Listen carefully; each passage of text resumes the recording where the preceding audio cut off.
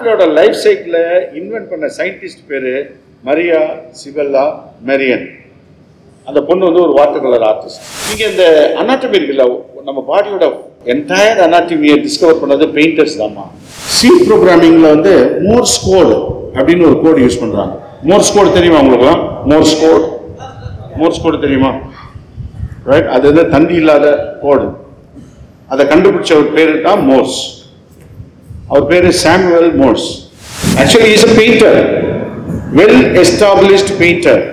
அப்படி பார்க்க போனா இந்த உலகத்தில் இருக்கிற கண்டுபிடிப்புகள் 70% ஆஃப் நோபல் பிரைஸ் வின்னர்ஸ் எல்லாம் பேசிக்கலி ஆர்டிஸ்ட். இந்த உலகத்துல இருக்கிற எல்லா ப்ராடக்டும் ஒரு டிசைனரால பண்ணப்பட்டது. ஒத்துக்கிறீங்களா இல்லையா? அந்த டிசைனுக்கு அடிப்படை டெக்னாலஜியா, இன்னோவேஷனா? உங்கள் அனைவரையும் வரவேற்பதில் மிக மகிழ்ச்சி அடைகின்றோம். இங்கே நம்மோடு கலந்துரையாட வந்திருக்கும் திரு சத்யசேகரன் அவர்களை வருக என உங்களின் சார்பாகவும் நமது கல்லூரியின் சார்பாகவும் வருக என மீண்டும் மீண்டும் வரவேற்கின்றோம். இது போன்ற நிகழ்வுகள் இங்கே நடந்திட அனுமதி கொடுத்து நம்மை ஊக்குவித்து வரும் நமது கல்லூரியின் முதல்வர்களையும் வருக என வரவேற்கின்றோம். நமது வருவது மட்டுமே அல்லாது நம்மளோட கற்பனையை மென்மேலும் செழுமையாக்கிட இது போன்ற நிகழ்வுகள் அவசியம் என்று கருதி இங்கே அதை நிகழ்த்தி கொண்டிருக்கும் திரு விரிவுரையாளர் வினோநாதன் அவர்களையும் வருக என வரவேற்கின்றோம். இந்நிகழ்ச்சிகளை நடத்துவதற்கு உறுதுணையாக இருக்கும் நமது ஆசிரியர் பெருமக்களையும் வருக என வரவேற்கின்றோம். மேலும் இங்கே காண வந்திருக்கும் அனைத்து நண்பர்களையும் நமது கல்லூரி சார்பாகவும் நமது முதல்வர் சார்பாகவும் வருக என என் மாணாக்களின் சார்பாகவும் வருக என மீண்டும் மீண்டும் தெரிவித்துக் கொள்கிறோம். இந்நிகழ்வினை கண்டு அனைவரும் பயன்பெறும் வகையில் ஆர்வமாக மேலும் வெளியில் உள்ள மாணவர்களும் இங்கே வந்து அமரும்படி கேட்டுக்கொள்கிறோம். நன்றி. எல்லோருக்கும் வணக்கம். குறிப்பாக வந்து மாணவ செல்வங்களுக்கு வணக்கத்தை தெரிவித்துக் கொள்ள. என்னன்னா, நீங்கள் அந்த 4 நிகழ்ச்சிக்கும் வந்து கரெக்டாக வந்து அட்டன் பண்ணுறீங்க. அது ரொம்ப இன்ட்ரெஸ்டாக பண்ணுறீங்க, நீங்கள் இன்ட்ரெஸ்ட்டை காட்டுறீங்க. அதுக்கப்புறமா இது இங்கே வந்திருக்கும் கலையும் வடிவமைப்பும் திரு சத்யசீலன் அசோக் லேலண்டில் ஒர்க் பண்ணுறாரு. அங்கே வைஸ் பிரசிடென்ட் திரு சத்யசீலன் அவர்களை வருகன்னு உங்கள் சார்பாக வரவேற்கிறேன். இவர் வந்து அசோக் லேலண்ட் வந்து இப்போ கவர்மெண்ட் வந்து எந்த அளவுக்கு வந்து முக்கியத்துவம் வாய்ந்ததோ அதே மாதிரி அசோக் லேலண்ட் கம்பெனி வந்து ரொம்ப வந்து பெரிய கம்பெனி. ஒரு காலத்தில் வந்து அசோக் லேண்டில் வேலை செய்கிறேன் அப்படின்னாலுமே ஒரு நல்ல மதிப்பு மரியாதை உண்டு. இப்பயும் வந்து பல கம்பெனி வந்து உற்பத்தி ஆனாலும் அசோக் லேலண்ட் ஒரு கம்பெனி வந்து இன்னைக்கும் வந்து நிலைச்சு நிற்கிறதுக்கு காரணமே அவங்களோட தரம் தான். அந்த மாதிரி ஒரு இடத்துல வந்து அவர் வந்திருக்காருன்னா பெரிய விஷயம். அது நல்லா பிஸி மேனவர். அந்த பிஸி நேரத்துலேயும் வந்து இங்கே வந்து நம்மளை வந்து அப்டேட் பண்ணிக்கணுன்ற ஒரே காரணத்துக்காக மற்ற வேலையெல்லாம் விட்டுட்டு வந்திருக்காரு. அவருக்கு வந்து எனக்கு பாராட்டை வந்து தெரிஞ்சுக்கிறோம். அந்த அளவுக்கு ரொம்ப பெரிய, அதான் எப்படி சொல்றது, அது நிறைய ஒர்க்கு, அந்த ரொம்ப பிஸியாக இருக்கார். அந்த நேரத்தில் இன்னைக்கு கூட வந்து கேள்விப்பட்டதில் பிஸி வர முடியாத ஒரு சூழ்நிலையில் வந்திருக்காரு. அது வந்து உங்களுக்காக தான், அப்டேட் பண்ணணுன்ற ஒரே காரணத்துக்காக தான். அதனால் நீங்கள் வந்து யூஸ் பண்ணிங்க. என்ன டவுட் இருந்தால் அவர்கிட்ட நல்லா வழக்கமாக கேள்வி கேட்பீங்கல்ல, அதே மாதிரி கேட்டுங்க. மற்றபடி வந்து இதுக்கு வந்து ஒத்துழைப்பு அளிக்கைய திரு ரவிச்சந்திரன், வில்வநாதன், அப்புறம் கவிமணி இன்னைக்கு வரல, நாகராஜ், கிருஷ்ணமூர்த்தி, சாலமன், அப்புறம் சிவராஜ், இவங்கெல்லாம் நன்றி. வணக்கம்.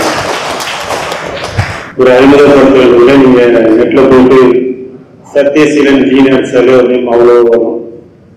அந்த அளவு திறமை மிக்க ஒரு வடிவமைப்பாளர் தான் அவர். வந்து கலையும் வடிவமைப்பும் அது என்ன ஆர்ட் எப்படி டிசைனாக கன்வெர்ட் ஆச்சு அப்படிங்கிறதுக்காக தான் நம்ம அவர் அழைச்சிருக்கோம்.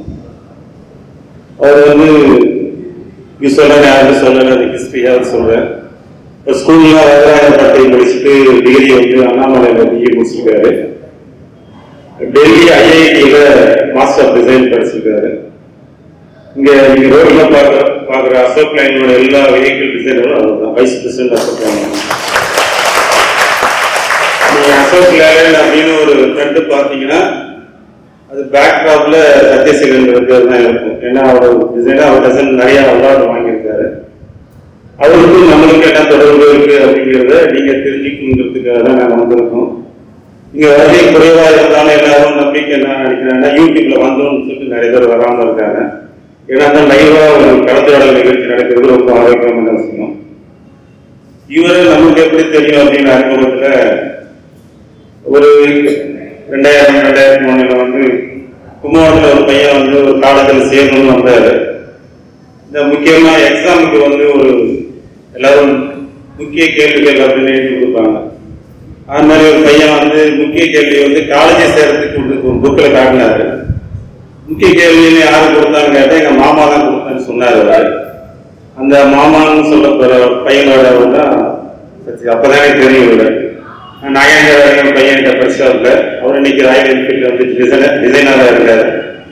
அவர் தான் சொல்லி இவர் தெரியும். அவர் முக்கியமான கொடுத்த கொஸ்டின்ஸ் எல்லாமே நம்ம செலவுக்கு ரொம்ப வெரைட்டியாகவும் வாழ்க்கைக்கு முன்னேற்றமான விஷயம் தான் இருந்துச்சு. ஏன்னா டிசைன் அவ்வளோ தூரம் கீழே அப்படின்னாரு.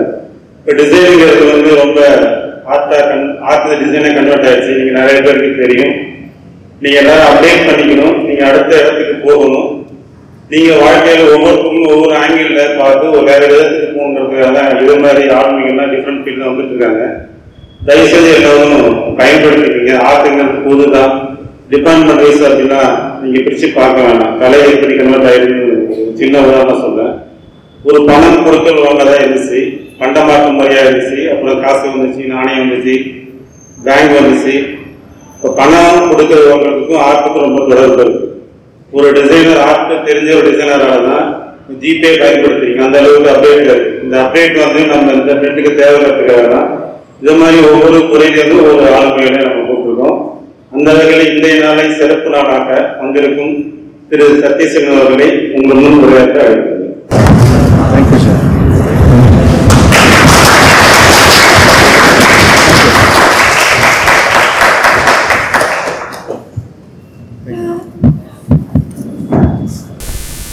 +2 முடித்ததுக்கப்புறம் இந்த ஓவிய கல்லூரி தான் போகணுன்னு ரொம்ப ஆசைப்பட்டேன், ரொம்ப பிரியப்பட்டேன். உங்களுக்கு மார்க் ரத்னராஜன் தெரியுமா? ரொம்ப எஸ்டாப்ளிஷ்ட் ஆர்டிஸ்ட் மார்க் ரத்னராஜன் சொல்லிட்டு ரொம்ப பெரிய யூஎஸ்லலாம் அவனோட பெயிண்டிங்னால 10 லட்சம் 15 லட்சம். அவன் வந்து நானும் 2 பேரும் கிளாஸ்மேட்ஸ். ஸோ பெயிண்டிங் காம்படிஷன் வச்சு நான் தான் ஃபர்ஸ்ட் ப்ரைஸ் வாங்குவேன், அவன் செகண்ட் ப்ரைஸ் வாங்குவான். ஸோ அவன் இன்னைக்கு ரொம்ப பெரிய, நான் எட்ட முடியாத மாபெரும் பெரிய எஸ்டாப்ளிஷ்ட் ஆர்டிஸ்ட் ஆகிட்டான். அஃப்கோர்ஸ் ரொம்ப கூச்சஸ்வா, அவங்களுக்கெல்லாம் வந்து பேச மாட்டான். அவனும் ஒரு நாள் நீங்கள் அழைச்சிட்டு வந்து. ஸோ அதுக்கப்புறம் இன்ஜினியரிங் போனதுக்கப்புறம் கூட எனக்கு வந்து என்னென்னா இதுதான், பெயிண்டிங் பண்ணிக்கிட்டே இருப்பேன், அதை பற்றி படிப்பேன் நிறையா. ஸோ நிறைய காம்படிஷன், இப்போ அண்ணா யூனிவர்சிட்டி அங்கெல்லாம் வந்தால் கூட பிஎஃப்ஏ ஸ்டூடெண்ட்ஸ் வருவாங்க. அந்த காலத்தில் நான் இன்ஜினியரிங் படிக்கும்போது ஸோ சில நேரம் நானும் வின் பண்ணியிருக்கேன் அவங்களெல்லாம். இன்ஜினியரிங் காலேஜ்லேருந்தே வந்து அவங்கள. ஸோ அப்போல்லாம் அவங்க பார்த்தா ரொம்ப பொறாமையாக இருக்கும். ஏன்னா 24 அதே பாடமாக படிக்கிறது இருக்குல்ல, அது சம்மந்தமாக அதோட ஹிஸ்ட்ரி அதை பற்றி படிக்கிறது ரொம்ப இன்ட்ரெஸ்டிங்காக இருக்கும். ஸோ இந்த இன்ஜினியரிங் முடிச்சதுக்கப்புறம் கூட நான் நிறைய பெயிண்டிங் பண்ணிக்கிட்டே இருந்ததுனால எங்கே இன்ஜினியரிங் அண்ட் ஆர்ட் ரெண்டுமே வந்து எனக்கு ஆர்ட் தான் ரொம்ப மனசுக்கு ரொம்ப நெருக்கமாக இருந்தது. ஸோ அப்போ கூட நிறைய எக்ஸிபிஷன் அது இதுனோடு தான் சுற்றிட்டு இருப்பேன் நான். ஸோ அதுக்கப்புறம் கொஞ்ச நாள் டீச்சராக போயிட்டேன் நான். ஓகே, அதுக்கப்புறம் அந்த டைமில் கவர்மெண்ட் வேலை, என்னை பற்றி கொஞ்சம் சொல்லணும்ல, அப்போ தான் உங்களுக்கு தெரியும். ஆனால் உங்களுக்கு எனக்கு பயங்கர தொடர்பு இருக்கு. ஸோ நான் எவ்வளோ மேடைகளில் பேசினாலும் இன்றைக்கி வரும்போது ரொம்ப எக்ஸைட்டடாக இருந்தேன். நம்பர் 1, ஏன்னா நீங்கள் எல்லாம் என்னை விட ரொம்ப டேலண்டானவங்க ஆர்ட்டில். அதுமாரி மாஸ்டர் ஃபில்வம்லாம் கிரேட் பர்சன். அதனால் உங்கள் சப்ஜெக்டில் உங்கள்கிட்ட வந்து படம் வரைகிறவங்கள்ட்ட என்னால் படம் காட்ட முடியாது. அதனால் நான் டிசைன் பற்றி பேசுறது தான் சரியாக இருக்கும்னு நினைக்கிறேன். ஸோ ஃபர்ஸ்ட் ஆர்ட்டுக்கு எனக்குள்ள தொடர்பு நீங்கள் புரிஞ்சுக்கிட்டா நான் எதுக்கு இங்கே வந்திருக்கேன் அப்படிங்கிறது உங்களுக்கு தெரிஞ்சுக்கலாம். அஃப்கோர்ஸ் அரௌண்ட் சம் 60-70 பீப்புள் இருக்கிறீங்க. ஒரு ½ அன் ஹவர் 1 ஹவர் கொடுத்தீங்கன்னா ஒரு 70 மணி நேரம். ஸோ 70 மணி நேரம்ங்கிறது ஹியூஜ் அமௌண்ட் ஆஃப் டைம். அது வேஸ்ட்டாக போயிடக்கூடாது. ஸோ நான் பேசுறதுல உங்களுக்கு சில டேக் அவே இருக்கணும் அப்படின்னு நான் நினைக்கிறேன். ஸோ அதுக்கு வந்து ஃபர்ஸ்ட் ஆஃப் ஆல் இந்த இன்ஜினியரிங் முடிச்சுட்டு அதுக்கப்புறம் நான் ஒரு பெரிய டர்புலன்ஸ்க்கு அப்புறம் இந்த ஆர்ட்டோட நான் திருப்பி எப்படி கனெக்ட் ஆகுது அப்படின்னு யோசிக்கும் போது இன்ஜினியரையும் ஆர்ட்டையும் வந்து ஒன்றா மிக்ஸ் பண்ணுறதுக்கு ஒரு துறை இருக்குது. அதுதான் ப்ராடக்ட் டிசைன் அப்படிங்கிறது தெரிஞ்சுக்கணும். ஸோ ப்ராடக்ட் டிசைன் அப்படிங்கிறது எங்கே இருக்குன்னா ஐஐடியில் இருக்கு. ஐஐடிங்கிறது நம்மள மாதிரி ஆள்கள் வந்து கொஞ்சம் கூட கனவுல கூட நினைக்க முடியாத ஒரு விஷயமா இருக்கு. ஏன்னா நான் இன்ஜினியரிங் போய் இந்த 2 to 3 இயர்ஸ் கழிச்சு தான் ஐஐடின்னு ஒன்று இருக்குது. ஒரு premium central government funded institute. அதுக்கு வந்து நிறையா ஃபண்ட் இருக்குது. அங்கே வந்து நிறைய வேலை வாய்ப்புகள் இருக்குது. அவங்க வந்து யூசிஜியில் வரமாட்டாங்க, ஏஐசிடியில் வரமாட்டாங்க. Any time they can change the என்ன சொல்கிறது சிலபஸ் அந்த மாதிரி பண்ணிக்கலாம். இட்ஸ் ஒரு cult of higher education particularly technology அப்படின்னு சொல்லிட்டு அதுக்கு எக்ஸாம் எழுதினேன். ஸோ அங்கே இன்ஜினியரிங்கில் ஒரு ஆவரேஜ் ஸ்டூடெண்ட்டாக தான் இருந்தேன். அதுக்கப்புறம் அங்கே போனால் அது எனக்கு ரொம்ப ரொம்ப என்ன சொல்கிறது, இதுதான் நான் இருக்க வேண்டிய இடம் அப்படின்னு நினச்சேன். இதுதான் நான் இருக்க வேண்டிய இடம். ஏன்னா நான் பெர்ஃபார்ம் பண்ண ஆரம்பிச்சிட்டேன், ரொம்ப நல்லா பண்ண ஆரம்பிச்சிட்டேன். இன்ஃபேக்ட் அங்கே வந்து ரொம்ப நோட்டபிள் பர்சன் ஆகிட்டேன். ஐஐடி டெல்லியில். டெல்லி போகும்போது எனக்கு வந்து ஏபிசிடி ஏக் தோ தீன் கூட தெரியாது ஹிந்தியில். பட் அங்கே போய் கடன்னு இருந்துச்சு. ஸோ அதுக்கப்புறம் there is no looking back. ஐஐடியில் போனால் டாடா மோட்டர்ஸ் தெரியல உங்களுக்கு, டாடா கார்ஸு. அதுக்கப்புறம் ஜெனரல் மோட்டர்ஸ், நிறைய வெளிநாடு கம்பெனி. எங்கே போனாலும் நல்லா ஒர்க் பண்ணுறேன் அப்படின்றாங்க, நல்ல பேர். எனக்கு ரொம்ப என்ஜாய் பண்ணுறேன் இந்த ஊபர். என்னோட இவ்வளோ வருஷம் 20-25 வருஷம் என்னோட கேரியரில் ஒரு நாள் கூட ஏன்டா ஆஃபீஸ்க்கு வரோம் என்ஜாய் பண்ணது நாளே இல்லை. இது ரொம்ப என்ஜாயபிளாக இருக்கு. ஏன்னா இது வந்து ப்ராடக்ட் டிசைன் அப்படிங்கிறது வந்து பொதுவாக ஒரு ஆர்டிஸ்டிக் எக்ஸ்பிரஷன். அது ஆக்சுவலாக அது அனாவசியமாக இன்ஜினியரிங் கையில் கடந்து ரொம்ப தடுமாறி. ஓகே, இது நம்பர் 1. நம்பர் 2, இந்த டெக்னாலஜி ஆர்ட் இது ரெண்டுமே வந்து ஒன்னோட ஒன்று பின்னி பிணைந்து தான் இருக்குது. சயின்ஸ் அண்ட் ஆர்ட் தனித்தனி நம்ம நினைக்கிறோம். ஆர்ட் படிக்கிறவங்களுக்கு சயின்ஸ் வராது, டெக்னாலஜி தெரிஞ்சவங்களுக்கு.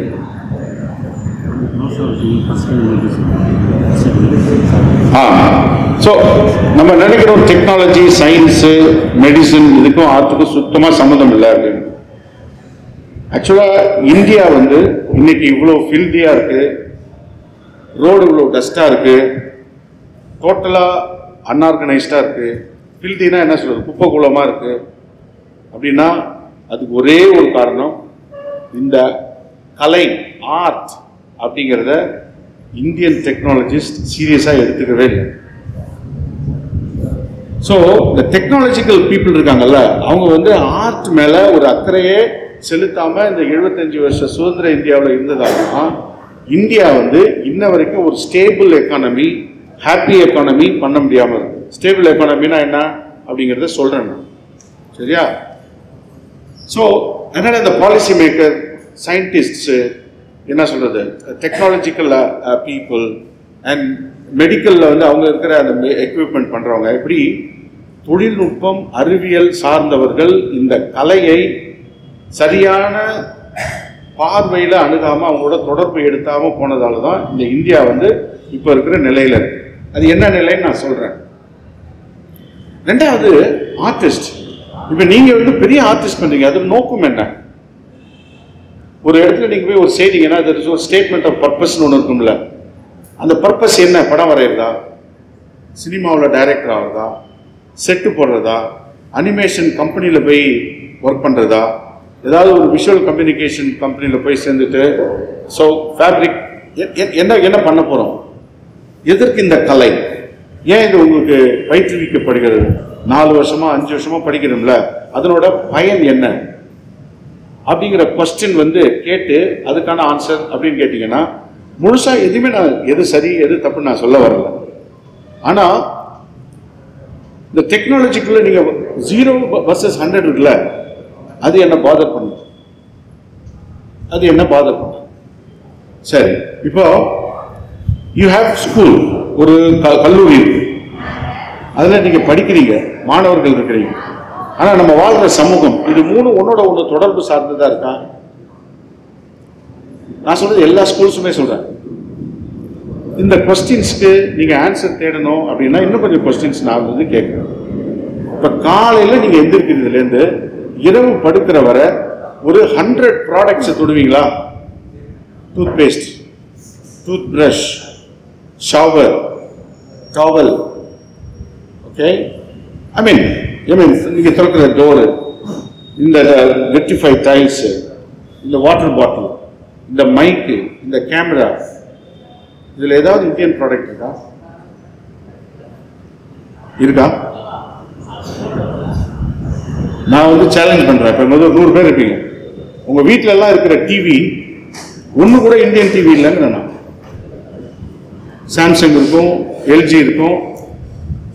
இப்ப 2022ல இந்தியாவில் மட்டும் டிவி விற்பனை, டிவின்ற ஒரே ஒரு கன்சியூமர் எலக்ட்ரானிக் ப்ராடக்ட், அதோட விற்பனை மட்டும் 1.2 ட்ரில்லியன் ரூபீஸ். ட்ரில்லியன்னா தெரியலாமா உனக்கு? மில்லியன், பில்லியன், ட்ரில்லியன், பெரிய அமௌண்ட். இந்த 1.2 ட்ரில்லியன் பிசினஸ்ல இந்தியாவோட மார்க்கெட் ஷேர் எவ்வளவு தெரியுமா? 0. There is no single company in India who can make an LCD panel. இது ஓகேயா உங்களுக்கு? ஓகேயா? உங்க கையில் எல்லாருமே செல்போன் வச்சிருப்பீங்க, எல்லாத்தையும் அவுட் போட்டுங்க. ஒரே ஒரு இந்தியன் செல்போன் கம்பெனி இருக்கான்னு பாருங்க, அவுட் அண்ட் அவுட். நீங்க வீடியோகான் அதுன்னு சொல்லக்கூடாது, ஏன்னா அவங்க வந்து போர்டெல்லாம் சைனாவில இருந்து வாங்குறாங்க. இருக்கா? அதுக்கு ஒரே ஒரு காரணம் என்னன்னா, ஆர்டிஸ்டுகளும் டெக்னாலஜிகளும் உட்காந்து பேசுறது இல்லைங்கிறது தான் பிரச்சனை. கரெக்டா சொல்லணும்னா, இந்த உலகத்துல இருக்கிற எல்லா ப்ராடக்டும் ஒரு டிசைனரால பண்ணப்பட்டது. ஒத்துக்கிறீங்களா இல்லையா? அந்த டிசைனுக்கு அடிப்படை டெக்னாலஜியா, இன்னோவேஷனா? இன்னோவேஷன். இன்னோவேஷனுக்கு எது தேவை? கிரியேட்டிவிட்டிக்கு என்ன தேவை?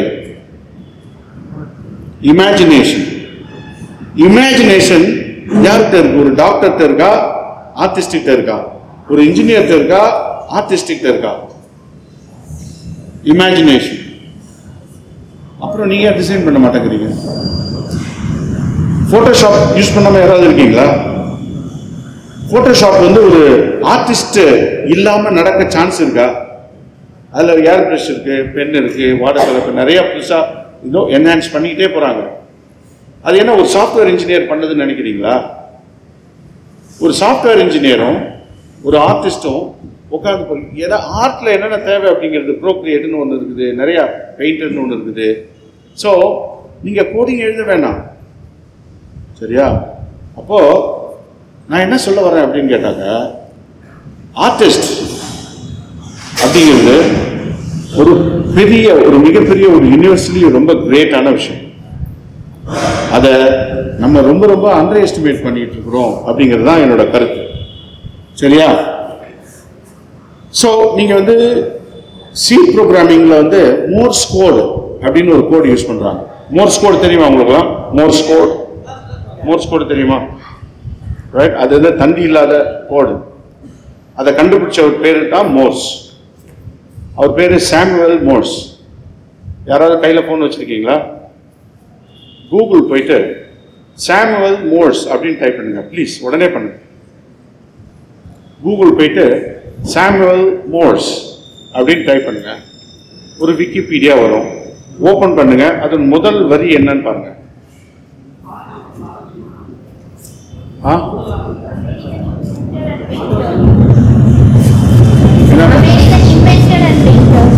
American inventor and painter. Actually, he is a painter, well established painter. எந்த அளவுக்கு எஸ்டாப்ளிஷ்டா, த 5th அமெரிக்கன் பிரசிடென்ட்டை போய் ஒயிட் ஹவுஸில் உட்கார வச்சு ஒரு 2 மணி நேரம் உட்கார வச்சு வரையக்கூடிய அளவுக்கு ஒரு பெயிண்டர். அவர் தான் இந்த மோர்ஸ் கோடை கண்டுபிடிச்சார். இன்ன வரையும் நம்ம கம்ப்யூட்டரில் யூஸ் பண்ணுறது. அப்படி பார்க்க போனா இந்த உலகத்தில் இருக்கிற கண்டுபிடிப்புகள் 70% ஆஃப் நோபல் பிரைஸ் வின்னர்ஸ் எல்லாம் பேசிக்கலி ஆர்டிஸ்ட். யாராவது ப்ரூவ் பண்ணீங்களா ராங்ன்ட்டு? இந்த பட்டர்ஃப்ளை இருக்குல்ல, பட்டர்ஃப்ளையோட லைஃப் சைக்கிள் நீங்க ஸ்கூல்ல படிச்சிருப்பீங்க. அதை கண்டுபிடிச்சது பேர், ஒரு பொண்ணு பேர் வந்து மரியா சிபெல்லா மெரியன். இந்த பொண்ணு ஒரு 16 வயசுல வீட்டில் கார்டன்ல உட்காந்து வாட்டர் கலர் பண்றா. எதை பண்றா? ஃப்ளவர்ஸ் அண்ட் லீவ்ஸ் பண்றா. அப்ப அந்த லீவ்ஸ் இலைக்கு அடியில சின்ன சின்னதா வெள்ளை வெள்ளையா முட்டை இருக்கு. அந்த முட்டையோட சேர்த்து வரைகிறா. அடுத்த மாசம் திருப்பி அங்க வரும்போது அது ஒரு புழுவா இருக்கு. அந்த புழு வந்து அடுத்த நாள் பார்த்தா ஒரு கூட்டு புழுவாகி ஒரு கட்டுது. அதையும் வரைஞ்சிருக்கா. சடனா பார்த்தா அதுக்கு ரெக்க முளைச்சு பட்டர்ஃப்ளையா வருது. அதையும் வரைஞ்சி அவங்க அப்பாட்ட சொல்லும்போது எல்லாருமே ஆச்சரியப்படுறாங்க, திட்டுறாங்க. ஏன்னா அதுக்கு முன்னாடி உலகமே என்ன நினைச்சதுன்னா ஒரு பட்டர்ஃப்ளை, ஒரு வண்ணத்து பூச்சி ஒரு சின்ன பட்டர்ஃப்ளையா ரெக்கையோட பிறந்து அப்படியே வளரும்னு நினைச்சிட்டு. ஸோ த பட்டர்ஃப்ளையோட லைஃப் சைக்கிளை இன்வென்ட் பண்ண சயின்டிஸ்ட் பேரு மரியா சிபெல்லா மெரியன். அந்த பொண்ணு வந்து ஒரு வாட்டர் கலர் ஆர்டிஸ்ட். அவ இதை கண்டுபிடிக்க போகல. தனக்கு முன்னாடி உள்ள படங்களை வரைஞ்சிக்கிட்டே இருந்தா நாள் ஆக ஆக அந்த அந்த டிராவலை கண்டுபிடிச்சா அவ தான் வந்து இந்த இந்த ஒரு பெரிய ஒரு என்ன சொல்றது ஜுவாலஜிக்கல் சயின்டிஸ்ட் டார்வினுக்கு முன்னாடி கண்டுபிடிச்சா. இந்த மாதிரி நான் சொல்லிக்கிட்டே போகலாம். அப்ப படம் வரைகிறதுல ஒரு நோக்கம் இருக்கு இல்லையா? இந்த நோக்கம் என்ன அப்படின்னு சொல்லி கேட்டீங்கன்னா, புதுசான ப்ராடக்ட்ஸை, புதுசான கற்பனைகளை கொள்ளும்போது ப்ராடக்ட்ஸ் தான் கமாடிட்டி, கமாடிட்டி தான் ஜிடிபி, ஜிடிபி தான் இந்த நாட்டோட இது. இப்போ ஏன் நீங்க பண்ணணும்? நல்லா தானே இருக்கு, இதுல மாதிரி தண்ணி குடிச்சிட்டு போறோம் அப்படின்னு சொல்லிட்டு. இது அடுத்த கொஸ்டின். கரெக்ட் தானே? கரெக்டா? நம்ம ஊர்ல ஸ்கூட்டர் எவ்வளவு வருஷமா பண்ணிட்டு இருக்கோம்? ஸ்கூட்டர் பண்றோமா இல்லையா?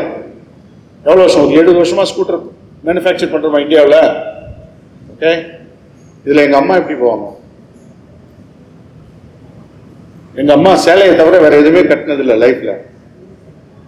சேலை வந்து வழவழன்னு வழுக்கும், அந்த சீட்டும் தோல்ல இருக்குது வழுக்கும், வண்டி இந்த பக்கம் போகுது. எங்க அம்மா உயிரை கையில பிடிச்சிட்டு இப்படி உட்காந்துருக்காங்க. ஒரு சின்ன ஸ்பீட் பிரேக்கர் குழுக்கள் இருந்துச்சுன்னா வழுக்கி கீழே விழுந்துடுறாங்க. நீங்க நெட்ல சர்ச் பண்ணி பாருங்க, ஸ்கூட்டர்ல பில்லியன் எஜெக்ஷன். இந்தியாவில் மட்டும் பெண்கள் கண்ணா பின்னா நம்ம வந்து ரோட்ல வந்து அவங்கள கொலை பண்றோம். எப்படி? வண்டி இந்த பக்கம் போகுது, பையன் பின்னாடி இருக்கவங்களை ஒன்றும் பண்ண முடியாது, வேற ஒரு ஆங்கிள் உட்காந்துக்கிறாங்க, வழுக்கி விழுந்துடுறாங்க. இது ஓகேயா? இந்த ஸ்கூட்டர் எங்க அம்மாவுக்காக படைக்கப்பட்டதா? கைலி கட்டிட்டு அதில் ஏறி உட்கார முடியுதா? வேஷ்டி கட்டிட்டு அதில் ஏறி உட்கார முடியுதா? ஆக்சுவலாக இந்த ஸ்கூட்டர் எதுக்காக உட்காரப்படுதுன்னா 2 பக்கமும் பேண்ட் போட்டு உட்காரதுக்காக டிசைன் பண்ணப்பட்டது. இப்போ எங்கள் அம்மா ஸ்கூட்டரில் போகக்கூடாதா? அப்படின்னா எங்கள் அம்மாவுக்கு வந்து ஒரு லிவைஸ் ஜீன்ஸ் வாங்கி தரணுமா நான்? அது யார் பண்ணுவா? கொஸ்டின் வருது இல்ல? இப்படிதான் எல்லா ப்ராடக்ட்டுமே இந்தியாவில் இருக்கிற முக்காவாசி ப்ராடக்ட் டோட்டலா நம்ம ஊர்ல சோசியல், எக்கனாமிக்கல், கிளைமேட்டிக் கண்டிஷன்ஸுக்கு கொஞ்சம் கூட ஒத்து வராததா இருக்கு. ஒருவேளை ஒரு எலக்ட்ரிக் ஸ்கூட்டரை நீங்க பண்ணிட்டீங்க அப்படின்னா அதில் வந்து இந்த பர்மா, இந்தோனேஷியா, தாய்லாந்து எங்கெல்லாம் பெண்கள் இன்னும் ரூரல்ல அந்த மாதிரி லுங்கி தான் கட்டிட்டு இருக்கிறாங்க. அதை யார் பண்ணுவா? ஓகே. அப்புறம் நீங்க இந்த மெடிக்கல் எக்யூப்மெண்ட்ஸ்க்கு வந்தீங்கன்னா கர்வாஜியோ தெரியுமா உங்களுக்கு? கர்வாஜியோ, லியோனார்டோ டாவின்சி. கர்வாஜியோ ஒரு பெயிண்டர். அவர் என்ன பண்ணுவார்னா டெட் பாடியை கொண்டு வந்து ஓப்பன் பண்ணி படம் வரைவார். அவர் தான் அந்த நர்வ் சிஸ்டம். அடுத்தாட்டி வரும்போது சார் அதுக்கு தான் எனக்கு வந்து இந்த விஷுவல் இல்லாமல் பேசுறது இருக்காது, ரொம்ப ரொம்ப கஷ்டம் என்ன, ஏன்னா அது காமிச்சாதான். ஸோ நீங்க இந்த அனாட்டமி இருக்குல்ல, நம்ம பாடியோட என்டையர் அனாட்டமியை டிஸ்கவர் பண்ணது பெயிண்டர்ஸ் தான்மா. ஸோ எதுக்கு சொல்றேன் அப்படின்னு சொன்னா, டிவி, செல்போன் இதுதான் இந்தியாவோட பொருளாதாரத்தை நிர்ணயிக்குது. ஆடி, BMW இது மாதிரியான கார் கம்பெனி இன்னைக்கு எவ்ரி இயர் 30% 50% போகுது. சரியா? இப்போ நான் உங்கள்கிட்ட கேட்குற கேள்வி என்னன்னா, உங்களுக்கு டிசைன் பத்தி எவ்வளவு தெரியும்? நியாயமா சொல்லணும்னா நீங்க இருக்க வேண்டிய இடத்துல நான் உட்காந்துருக்கேன். ஒரு ஆர்டிஸ்டுகள் அதுக்கப்புறம் டிசைனுக்கு வர வேண்டிய இடத்துல நான் உட்காந்துட்டு குப்பை கொட்டிட்டு இருக்கேன். ஜாலியா நல்லா சம்பளம் வாங்கிட்டு ஊரை சுத்தி வந்துட்டு இருக்கிறேன். ஆனா நான் ரொம்ப நாளா ட்ரை பண்றேன். உங்க அன்பு தம்பி ஜெயராமன் வந்திருக்காரு. இப்போ அவர் சொந்தமா கம்பெனி வச்சிருக்காரு. நான் கிட்டத்தட்ட ஒரு 10-15 வருஷத்துக்கு முன்னாடி நாகேந்திர ராஜன் அது மாதிரி வில்வம் மாஸ்டர் வந்து ரொம்ப சொன்ன மாதிரி, நான் எப்போ டாடா மோட்டர்ஸில் வேலை செஞ்சுட்டு அந்த ஊருக்கு வந்தேன்னா என்னை அழைச்சி கொண்டு போய் பசங்கள்ட்ட உட்கார வச்சுருவார் பேசுறது. அப்படி தானே சார்? ஸோ அப்போலேருந்து நான் பேசிகிட்டு இருக்கிறேன் பசங்கள்கிட்ட. ஆனால் என்னால் ஒரு 2-3 பேர் தான் வந்து டேர்ன் பண்ண முடிஞ்சது. ஐ திங்க் என்னோட போஸ்டர் பார்த்துட்டு ஜெயராமன் வந்துட்டார். அவர் வந்து ஃபர்ஸ்ட்டில் தான் இங்கே முடிச்சுட்டு எம்எஃப்ஏ முடிச்சுட்டு அசோக் லேலண்டில் கிளேயில் ஒரு ஸ்கல்ப்டர்ஸ், பியூட்டிஃபுல்லான ஸ்கல்ப்ட். ஸோ இன்றைக்கி வந்து ஒரு பெரிய இதில் வந்து அசோக் லேயில் இருந்தார். அப்புறம் அசோக் லேலேருந்து ரெனோ போனார். டிவிஎஸ் போனார். டிவிஎஸ்லேருந்து ரெனோ போனார். அவர் எங்கே போனாலும் என்கிட்ட தப்பிக்கணும்னு போவார். ஆனால் முடியாது. டிவிஎஸ் போனாலும் அவர் என் பேர் தான் சொல்லி ஆகணும். ஸோ அது மாதிரி ரெனோ ராயல் என்ஃபீல்டில் கொஞ்சம் பேர் இருக்கிறாங்க.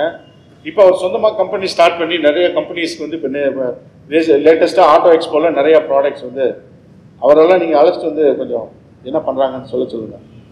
ஸோ இது ஈரோப்புக்கு நான் போகிறேன். ஜிஎம்ல நான் வந்து ஒரு நார்த் அமெரிக்கன் கம்பெனி. உங்களுக்கு ஹம்மர் தெரியுமா? ஹம்மர் கார்லாம் கேள்விப்பட்டிருக்கீங்களா? ஓகே, எனிவே அங்கே போனால் அங்கே இருக்க டிசைனர்ஸ் எல்லாம் பிஎஃப்ஏ படிச்சுட்டு அதுக்கப்புறம் மாஸ்டர்ஸ் இன் டிரான்ஸ்போர்ட்டேஷன் டிசைன் வந்துருக்காங்க. இன்ஜினியரிங்கே தேவையில்லை. என்ன தேவை? இமேஜினேஷன் தேவை. இந்த மாதிரி பர்ஸ்பெக்டிவ்ல பியூட்டிஃபுல்லாக ஸ்கெட்ச் பண்ணுறதுக்கு நினைச்ச கனவை வந்து எல்லா ஆங்கிள்லையும் விஷுவலைஸ் பண்ணி சொல்லக்கூடிய திறமை வேண்டியிருக்கு. ஆனால் நாங்கள் வந்து இன்ஜினியரிங்க்கு வந்து தேவையே இல்லை. இந்த ஊரில் என்ன நினைக்கிறோம்? டெக்னாலஜி ஃபர்ஸ்ட், இமேஜினேஷன் நெக்ஸ்ட்னு நினைக்கிறோம். சாம்சங்ன்ற ஒரு ஃபிளிப் ஃபோன் இருக்குல்ல, பார்த்துருக்கீங்களா? எவ்வளோ அதோட விலை? எவ்வளோ? 1 லட்சம் 1.5 லட்சம் இருக்கும். அப்போது இந்த ஃபிளிப் பண்ணுற ஐடியா பியூட்டிஃபுல்லாக இருக்குல்ல, அந்த ஃபிளிப் பண்ணுற ஐடியாவை கொண்டு வரோம் ஒரு இமேஜினேஷன் பர்சன். அந்த ஃபிளிப் பண்ணுற ஐடியா வரும்போது அந்த QLEDன்ற மெட்டீரியல் இருக்குமானா இருந்திருக்காது. நான் சொல்றது உங்களுக்கு புரியுதா இல்லையா? ஸோ இப்போ உதாரணமாக சொன்னோம்னா அந்த கேமரா அப்படிங்கிறது ஒரு ரெனேசன்ஸ் ஆர்ட் மூவ்மெண்ட்லேருந்து வந்தது. கேமரா எப்படி வந்ததுன்னு தெரியுமா உங்களுக்கு? ஆர்டிஸ்டுகள் ரெனேசன்ஸ் மூவ்மெண்ட் தெரியல உங்களுக்கு? ரெனேசன்ஸ் ஆர்டிஸ்ட்னா யாரெல்லாம் சொல்லுவீங்க? ஸோ அவங்க எல்லாரும் என்னன்னா ஃபோட்டோ ரியலிஸ்டிக்காக வரைஞ்சிக்கிட்டு இருந்தாங்க. நம்ம இப்போ சொல்கிறோம் ஃபோட்டோ ரியலிஸ்டிக்னு. ஆனால் அப்போது பர்ஃபெக்டான ஒரு ஷாட்டை வந்து வரைகிறதுன்றது ஒரு பெரிய காம்படிஷன். ரஃபேல் இருப்பார், அதில் ஏதாவது ஒரு லைன் இந்த பக்கம் போயிருக்கும். So they debate. அது வந்து ஒரு மூமெண்ட். ஆக்சுவலாக எல்லாரும் ஒருத்தர் பேசிப்பாங்க, சண்டை போட்டுப்பாங்க, ஏன்னோ. அப்போது எக்ஸாக்டாக எனக்கு முன்னாடி இருக்கிறத எப்படி வரைகிறது, அதுதான் camera. So the industrial revolution அப்படிங்கிறது ரெனேசன்கிற ஆர்ட் மூமெண்ட்லேருந்து வந்தது. இண்டஸ்ட்ரியல் ரெவல்யூஷன் தான் இப்போ நம்ம எல்லாம் ப்ராடக்ட் ஆஃப் இண்டஸ்ட்ரியல் ரெவல்யூஷன், தொழில் புரட்சின்னு சொல்லுவாங்க. இந்த இண்டஸ்ட்ரியல் ரெவல்யூஷன் அடிப்படையில் அதோட லான்ச் பேட், அதை வந்து ஏற்றி விட்டது யார் அப்படின்னு கேட்டிங்கன்னா ரெனேசன்ஸ் அப்படிங்கிற ஆர்ட் மூமெண்ட். இன்னைக்கு நீங்கள் ஒரு சீவிங் மிஷினோட பேட்டர்ன் எடுத்து பாருங்க, ஒரு ஜிப் அப்படிங்கிற ஒரு ப்ராடக்ட் எப்படி வந்துச்சுங்கிறத யோசிச்சு பாருங்க. இது எல்லாத்தையும் அடிவேர் கொண்டு போனீங்கன்னா அங்கே ஒரு ஆர்டிஸ்ட் நிற்பான். இது நம்ம ஊரில் நடக்குதா அப்படின்னா நடக்கல. அடிப்படையில் என்ன பிரச்சனை அப்படின்னு கேட்டீங்கன்னா நம்ம எல்லாத்தையுமே தனித்தனியாக பிரித்து வைக்கிறவங்களா இருக்கும். ஆண் பெண் இவங்க அவங்ககிட்ட பேசக்கூடாது. இப்போ இன்ஜினியரிங் காலேஜ்னா மெக்கானிக்கல் தனி, சிவில் தனி, எலக்ட்ரிக்கல் தனி. மெக்கானிக்கல் படிக்கிறவங்க சிவிலில் வந்து ப்ராஜெக்ட் பண்ண முடியாது எங்கள் காலத்தில். இப்போ நீங்கள் சொல்லுங்கள் எலக்ட்ரிக்கல். இப்போ இந்த கார்லாம் வந்து எல்லாரும் பார்த்துருப்பீங்க. கார் வந்து மெக்கானிக்கல் ப்ராடக்ட் நினைக்கிறீங்களா? Embedded technology, embedded tech. So எல்லாமே இப்போ எலக்ட்ரிக்கல் இந்த மாதிரி ஏஐ அந்த மாதிரி வந்துச்சு. ஸோ இந்த கிராஸ் ஃபங்க்ஷனல், என்ன ஃபங்க்ஷனல்? கிராஸ் ஃபங்க்ஷனல் இங்கே இந்தியாவில் அலோவ் பண்ணாதால வந்த பிரச்சனை தான். நம்ம எப்பயுமே எல்லாத்தையுமே வாங்கி வாங்கி வச்சிட்டு இருக்கோம். ஐஐடிஸ் என்ன பண்றாங்க? They are producing technological labours, அதாவது தொழில்நுட்ப வேலை செய்யறவங்கள தான் உருவாக்குறாங்க. அவங்க என்ன பண்றாங்க? வேற எவனுக்காவது கொண்டு போய் ஒர்க் பண்றாங்க. இப்போ நான் இந்தியாவில் உள்ள 4-5 கம்பெனி சொல்றேன். டிசிஎஸ் உங்களுக்கு தெரியுமா? Infosys, okay, and some other companies நீங்க சொல்லுங்க. அதுக்கும் அமெரிக்காவில் நான் சொல்றேன் ஃபேஸ்புக், வாட்ஸ்அப், ஐபிஎம், ஆப்பிள், இதுக்கு என்ன டிஃபரன்ஸ்மா? எக்ஸாக்ட்லி.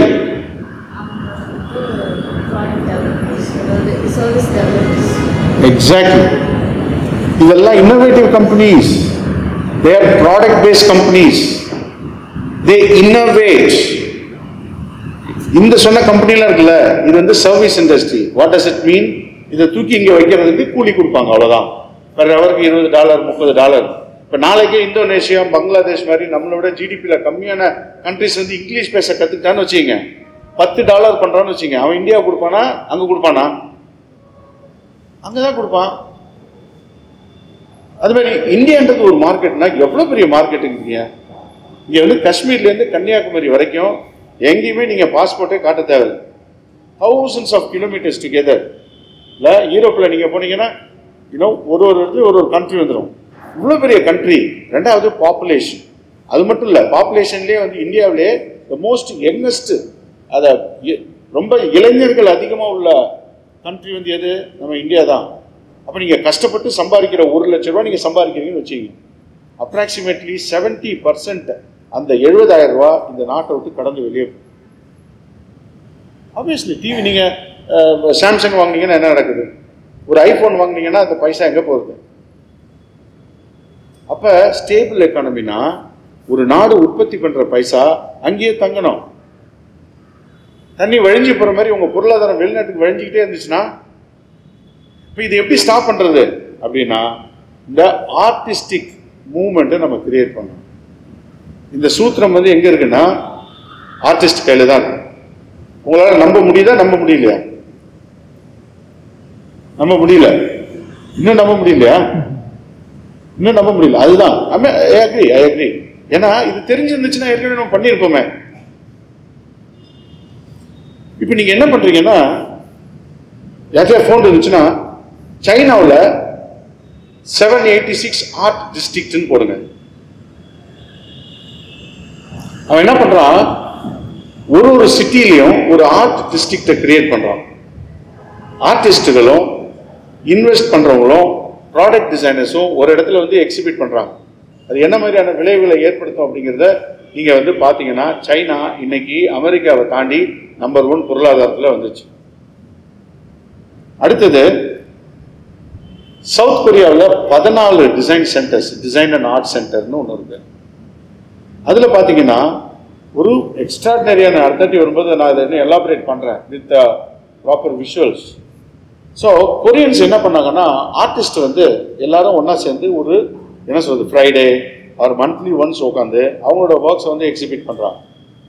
அது கொஞ்சம் கொஞ்சமா வளர்ந்து ப்ராடக்ட்ஸ் லெவலில் வந்து சரி 93ல் ஸ்டார்ட் பண்ணாங்க. பர்டிகுலர்ல சாம்சங் அப்படின்னு ஒரு கம்பெனி கேள்விப்பட்டீங்களா?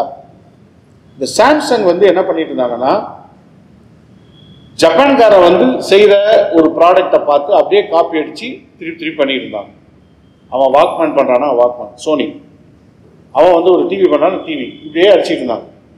93ல் அந்த ஓனர், அந்த கம்பெனியோட ஓனர் வந்து, சார் நான் ஃபியூச்சரில் வந்து நல்லா வேர்ல்டு நம்பர் 1 ஆகணும்னா நான் என்ன செய்யணும்? அப்போ அவங்க சொன்னாங்க, நீங்கள் வந்து ஒரு ஆர்ட் அண்ட் டிசைன் ஸ்கூலில் ஸ்டார்ட் பண்ணுங்க. எங்கே ஸ்டார்ட் பண்ணுறதுன்னா, சாம்சங்கிற கம்பெனிக்குள்ள அங்கே இருக்கிற சீனியர் வைஸ் பிரசிடென்ட்லேருந்து எல்லா வேலையும் இந்த மதியானம் ஆச்சுன்னா அந்த கோர்ஸை போய் படிக்க சொல்லுங்க. அந்த காலேஜ் பேர் வந்து Samsung art and design institute, SADI. இப்போ அது ஒரு எஸ்டாப்ளிஷ் டிசைன் ஸ்கூல் ஆச்சு. ஸோ எப்போ ஸ்டார்ட் பண்ணாங்க? 94ல் ஸ்டார்ட் பண்ணாங்க.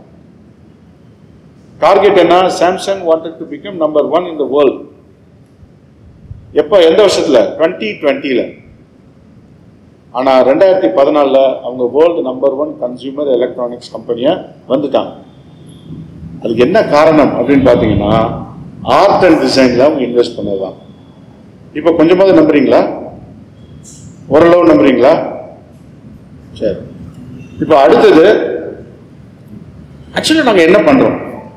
இப்போ சத்யசீலன்கிறாங்க, வைஸ் பிரசிடென்ட்றாங்க, நிறைய அசோக் லைலண்ட் வண்டின்றாங்க.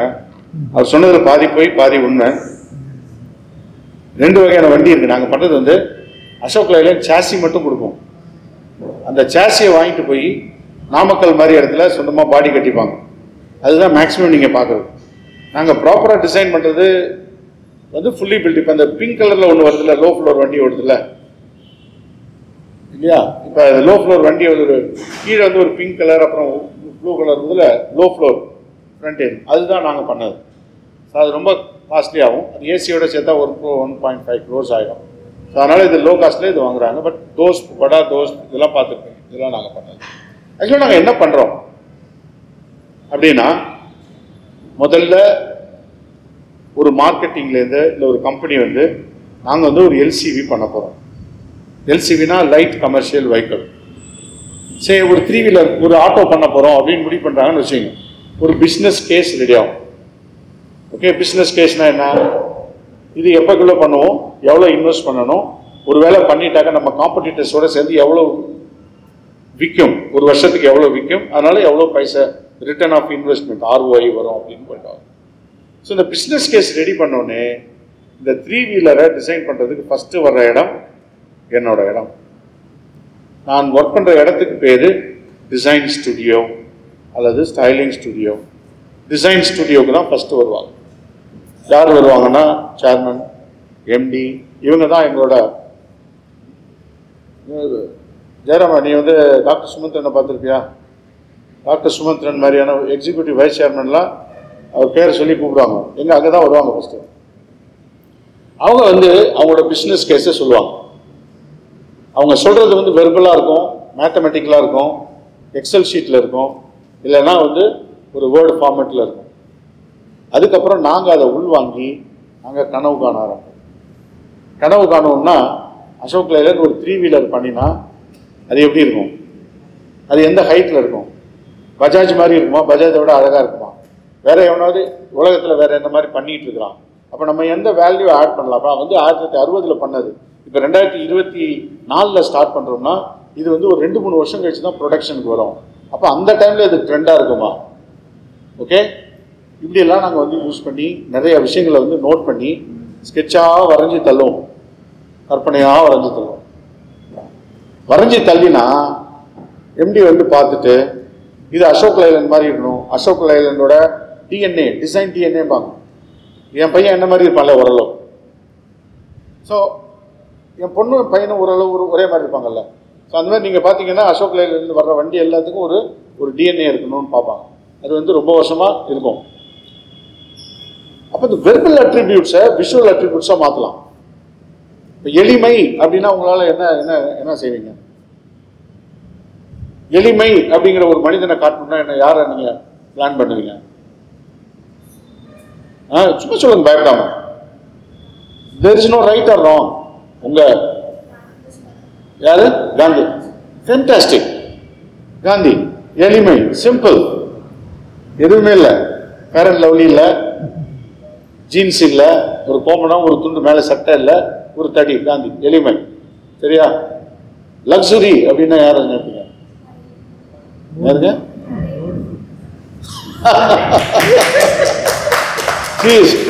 லக்ஸுரினா ஸோ அந்த ஒரு செட்டே ஒரு 10 லட்சம் 5 லட்சம்ன்றாங்க.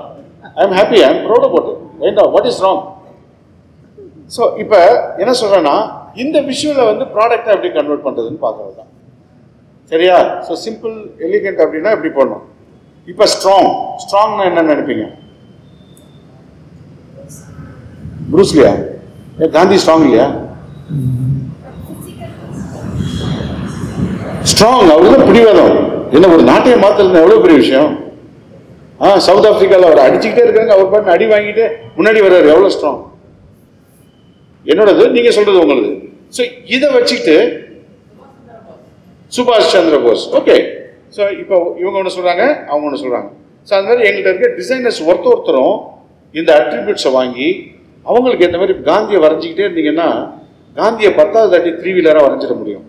நம்புறீங்களா இல்லையா? அதுதான். ஸோ இது மாதிரி நாங்கள் ஒரு thousands ஆஃப் ஸ்கெட்சஸ் வைப்போம். அப்புறம் இந்த மார்க்கர்ஸ்னு ஒன்று இருக்குது. நீங்கள் வந்து வாட்டர் கலர், அக்ரிலிக், பெயிண்டிங் போகிறீங்க. இந்த மார்க்கரை வந்து நீங்கள் வந்து இன்ட்ரடியூஸ் பண்ணி விடணும்னு நான் ரொம்ப ரிக்வஸ்ட் பண்ணி கேட்டுக்கிறேன் நிர்மா மாஸ்டருக்கு. ஸோ இந்த கிரே மார்க்கர்ஸ் இருக்குது. இந்த மார்க்கர்ஸ் வந்து ஷேடிங்லாம் வந்து N1, N2 அப்படின்னு இருக்கும். இது ரொம்ப ஈஸி, நானே வரைகிறேன். ஸோ அதில் வந்து பார்க்குறவங்க வரைகிற மாதிரி வரையணும் இந்த மார்க்கர். அதுக்கப்புறம் அதை ஸ்கேன் பண்ணி அதுக்கப்புறம் அதோட லே அவுட்னா ஒரு ஆள் உட்காரணும், எந்திரிச்சு வரணும், டோரை திறந்தா வெளியே வரணும், டிரைவர் சீட்டில் உட்காரும்போது ரோடு நல்லா தெரியணும், சிக்னல் தெரியணும், கீழே ஏதாவது ஸ்பீட் பிரேக் வந்துச்சுன்னா எவ்வளோ ஆங்கிளில் தெரியணும், பின்னாடி இருக்கிறவங்க பார்க்குறதுக்கு ஒரு ரியர்வியூ மிரர் வைக்கணும். இதெல்லாம் வைக்கிறதுக்கு ஒரு இன்டீரியர் பக் ஒன்று பண்ணுவாங்க. அப்போ தான் ஜெயராமன் வருவான், உள்ள ஓவர் சீனை போடுவான், இது வேணும் அது வேணும்பா. ஸோ அவனுக்கு வேண்டிய பார்ட்ஸ் உடனே ஃபஸ்ட்டு ஒரு ஸ்கெலட்டன் பண்ணிவிட்டு அதுக்கப்புறம் இந்த ஸ்கெட்சை வந்து ஒரு 1:3 ஸ்கேலில் கிளே, ஒரு இண்டஸ்ட்ரியல் கிளே, நீங்கள் கஷ்டப்படவே தேவையில்லை. இண்டஸ்ட்ரியல் கிளே பார்த்துருக்கீங்களா? ஐ திங்க் அதுவும் நீங்கள் கொஞ்சம் பண்ணணும் சார். ஆமாம், வச்சுருக்கீங்க இல்லையா? ஸோ அது வந்து அந்த டூல்ஸ் எல்லாம் இருக்குது, அதை வச்சு பண்ணுவாங்க. அதை பண்ணி முடிச்சுட்டு அதை ஸ்கேன் பண்ணி அப்புறம் சாஃப்ட்வேரில் கொண்டு போய் ஸ்கேன் பண்ணி அதை கொஞ்சம் பெருசாக்கி அதுக்கப்புறம் 1:1 செய்வாங்க. 2-3 பண்ணுவாங்க. இப்போ நான் மாதிரி வந்து உட்காந்து பார்த்து கரெக்டாக இருக்கா, ஸ்டீரிங் வீல், சின்ன பசங்க கூட 5 அடி உள்ளவங்க 7 அடி உள்ளவங்க எல்லாரும் இந்த ஸ்டீரிங் வீல் பிடிக்கணும், இன்னும் திரும்பி பார்த்தா ரியர்வியூ மிரர் தெரியணும். இப்படி இந்த ஹியூமன் ஃபேக்டர்ஸ் எல்லாம் செக் பண்ணுறதுக்கு எல்லாத்துக்கும் நிறைய செலவு பண்ணி ஒரு 4-5 முறை பண்ணிவிட்டு அதுக்கப்புறம் தான் இன்ஜினியர்ஸ் உள்ளே வருவாங்க. அப்புறம் பேனல் ஆக்குவாங்க, மேனுஃபேக்சர் பண்ணுவாங்க, எது ஃபஸ்ட்டு வருது எது 2வது வருதுன்னு பார்ப்பாங்க. ஒரே ஒரு நாள் நீங்கள் கார் அசம்பிளி யூனிட்டில் போய் உட்காந்தீங்கன்னா தலையீடாக கற்றுக்கலாம். அது ஒரு பெரிய ராக்கெட் சயின்ஸே கிடையாது, சிம்பிள்.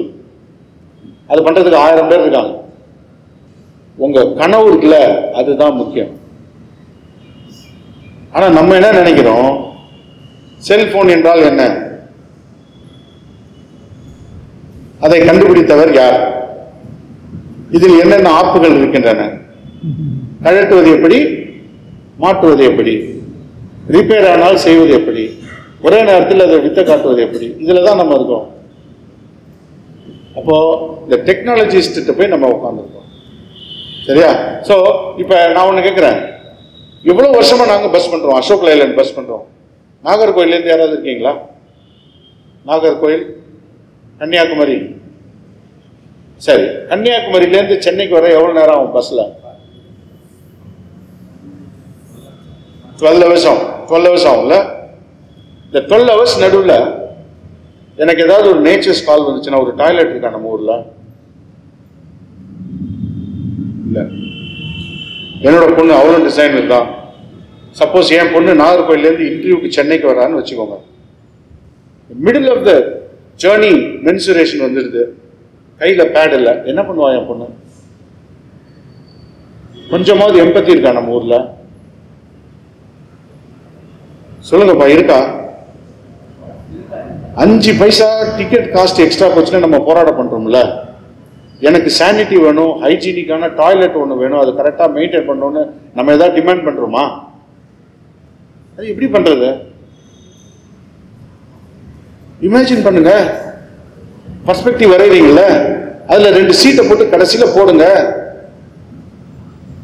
ஒரு சானிட்டரி நாப்கின் டிஸ்பென்சரை வந்து வரைங்க. பால் கொடுக்கிற தாய்மார்களுக்கு ஒரு மறைவிடம் இருக்குதா பஸ்ல?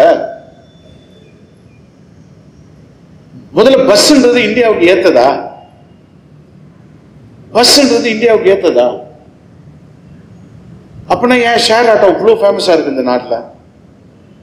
ஷேர் ஆட்டோ தெரியல உங்களுக்கு? பஸ்ன்றது என்ன? ஒரு 1 கிலோமீட்டருக்கு ஒரு தாட்டி ஒரு பஸ் ஸ்டாப் இருக்கும்.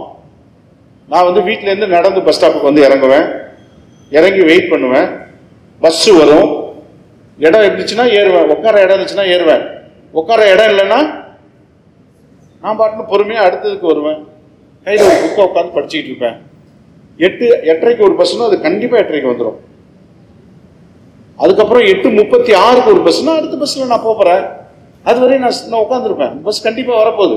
ஏன்னா உட்காந்துருக்கவங்களை டிஸ்டர்ப் பண்ணக்கூடாது. நான் வந்து அரை மணி நேரம் திருப்பி உட்காந்துருப்பேன். இதுதானே பஸ்ஸு. இப்படி தான் யூரோப்பில் நடக்குது. நம்ம ஊர்ல என்ன நடக்குது? கிளம்பி வீட்டுக்கு வரும்போதே அந்த பஸ் ஸ்டாப்புக்கு நடுவில் பஸ் வச்சு நிறுத்துறானா இல்லையா? நிறுத்தியா தெரிஞ்சவனா தான் நிறுத்துவான். வண்டி ஃபுல்லா 60 பேர் இருப்பான், இருந்தாலும் பரவாயில்ல ஃபுட்போர்ட்ல ஏறிப்பான். புக்கை யார்ட்டையாவது கொடுத்துட்டு சின்ன ஆக்சிடென்ட் ஆச்சுன்னா எல்லாரும் கவுந்து போயிடும். அது ஒரு 20 டன் தான் போனா ஒரு வந்து நம்ம வந்து அதுக்கு மேல டபுள் த வெயிட் மேல ஏற்றிடுறோம். அதுக்கப்புறம் சொல்லுவான், தட்டுவான், நிறுத்து கடை வந்துருச்சு நிறுத்து. பட் ஷேர் ஆட்டோ ஏன் கம்ஃபர்டபுளா இருக்குன்னா, நான் எப்ப வீட்டை விட்டு வெளியே வரணும் அங்க வண்டி நிற்கும், எங்க காட்டினாலும் நிற்குமா? சரி, நீங்க டி நகர் வரையும் போற வழியில் நம்ம ஃப்ரெண்டு பார்த்துட்டேன், நிறுத்துப்பா நான் இறங்கிறேன்னா நிறுத்துறான் இறங்கிறானா, வீட்டை விட்டு வந்த உடனே போகுது, நான் எங்க நிறுத்தணுமோ பஸ் ஸ்டாப்ன்ற பேச்சுக்கு இடம் இல்லை, ஸ்டாண்டிங்லாம் அடுத்து தொடர்ந்து வந்துகிட்டு இருக்கு. இப்போ பஸ் நம்ம ஊருக்கு உகந்ததா, ஷேர் ஆட்டோ நமக்கு உகந்ததா? ஷேர் ஆட்டோ இப்போ கிளீனா இருக்கா? ஏறதுக்கே பயமா இருக்கா? அதை யார் சரி பண்ணுவா? அப்போ நான் ஃபர்ஸ்ட் சொன்ன மாதிரி இந்த இமேஜினேஷன் உள்ள ஆர்டிஸ்ட் இருக்காங்கல்ல, அவங்கள்ட்ட தான் எம்பத்தி இருக்கும். எம்பத்தினா என்ன சொல்றது தமிழ்ல திருக்குறள் எனக்கு ரொம்ப பிடிச்ச திருக்குறள் என்ன தெரியுங்களா? அறிவினால் ஆகுவதுண்டோ பிறரின் நோய் தன் நோய்பால் போற்றா கடை. என்ன அர்த்தம் அதுக்கு?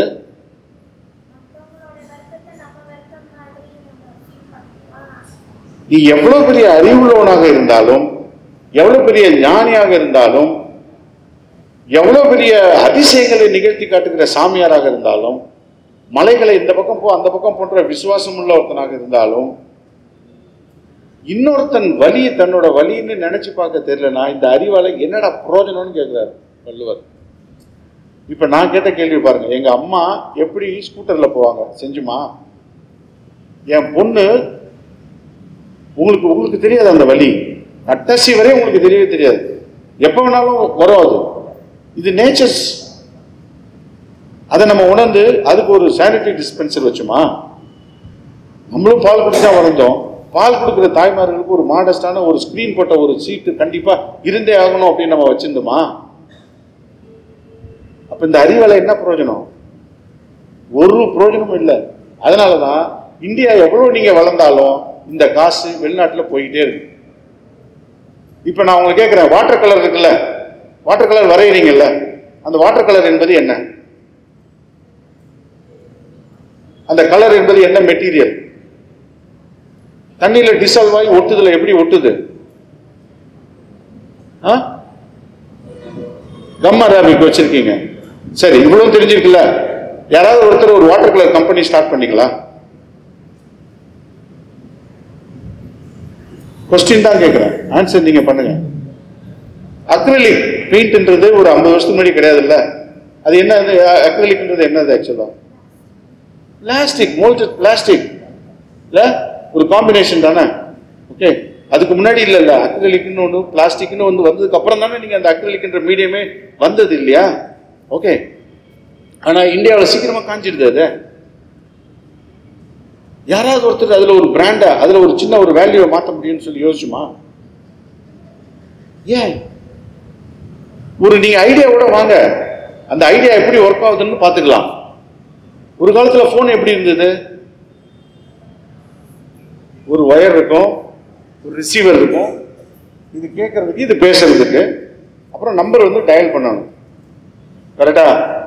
இது செல்போன் கனெக்ஷன் வாங்குறதுக்கு சாரை கேட்டா தெரியும், டெலிபோன் எக்ஸ்சேஞ்சில் வருவான். உங்க வீட்டில் உங்க தெருவில் ஏற்கனவே யாராவது ஃபோன் வச்சிருக்காங்கன்னா ஃபர்ஸ்ட் கேட்பான். ஏன் கேட்பான்? ஆமா, அவன் லைன் கம்பவுண்ட் நட்டு வரணும், இல்லைன்னா ஒரு வருஷம் 2 வருஷம் 3 வருஷம் ஆகும். அதுக்கு அடுத்தது ட்ரங்க் கால்னு ஒன்று இருந்துச்சு. ட்ரங்க் கால்னா ரவி சாருக்கு தான் தெரியும். திருச்சிக்கு இங்கேருந்து சென்னையிலேருந்து போனால் அவன் பேசுறதே கேட்காது, வெயிட் பண்ணணும். டெலிஃபோன் எக்ஸ்சேஞ்சில் கால் ஒன்று புக் பண்ணிட்டு வெயிட் பண்ணணும். சார் திருச்சி கால் யார் அப்படின்னா வந்த உடனே பேசணும். கரெக்ட் தானே சார்? அப்போ ஒருத்தன் கற்பனை பண்ணி பார்க்குறான், சும்மா ஸ்லேட் மாதிரி ஒன்று கையில் வச்சுக்கிறேன், செல்ஃபோனு கையிலே டேட்டா போட்டுக்கலாம், ஒயர் தேவையில்லை, இன்னும் டாய்லெட்டில் உட்காந்து கூட நான் ஃபோன் அட்டன் பண்ணலாம் அப்படின்னு ஒருத்தன் கற்பனை பண்ணுறான். அதுதானே செல்ஃபோன்.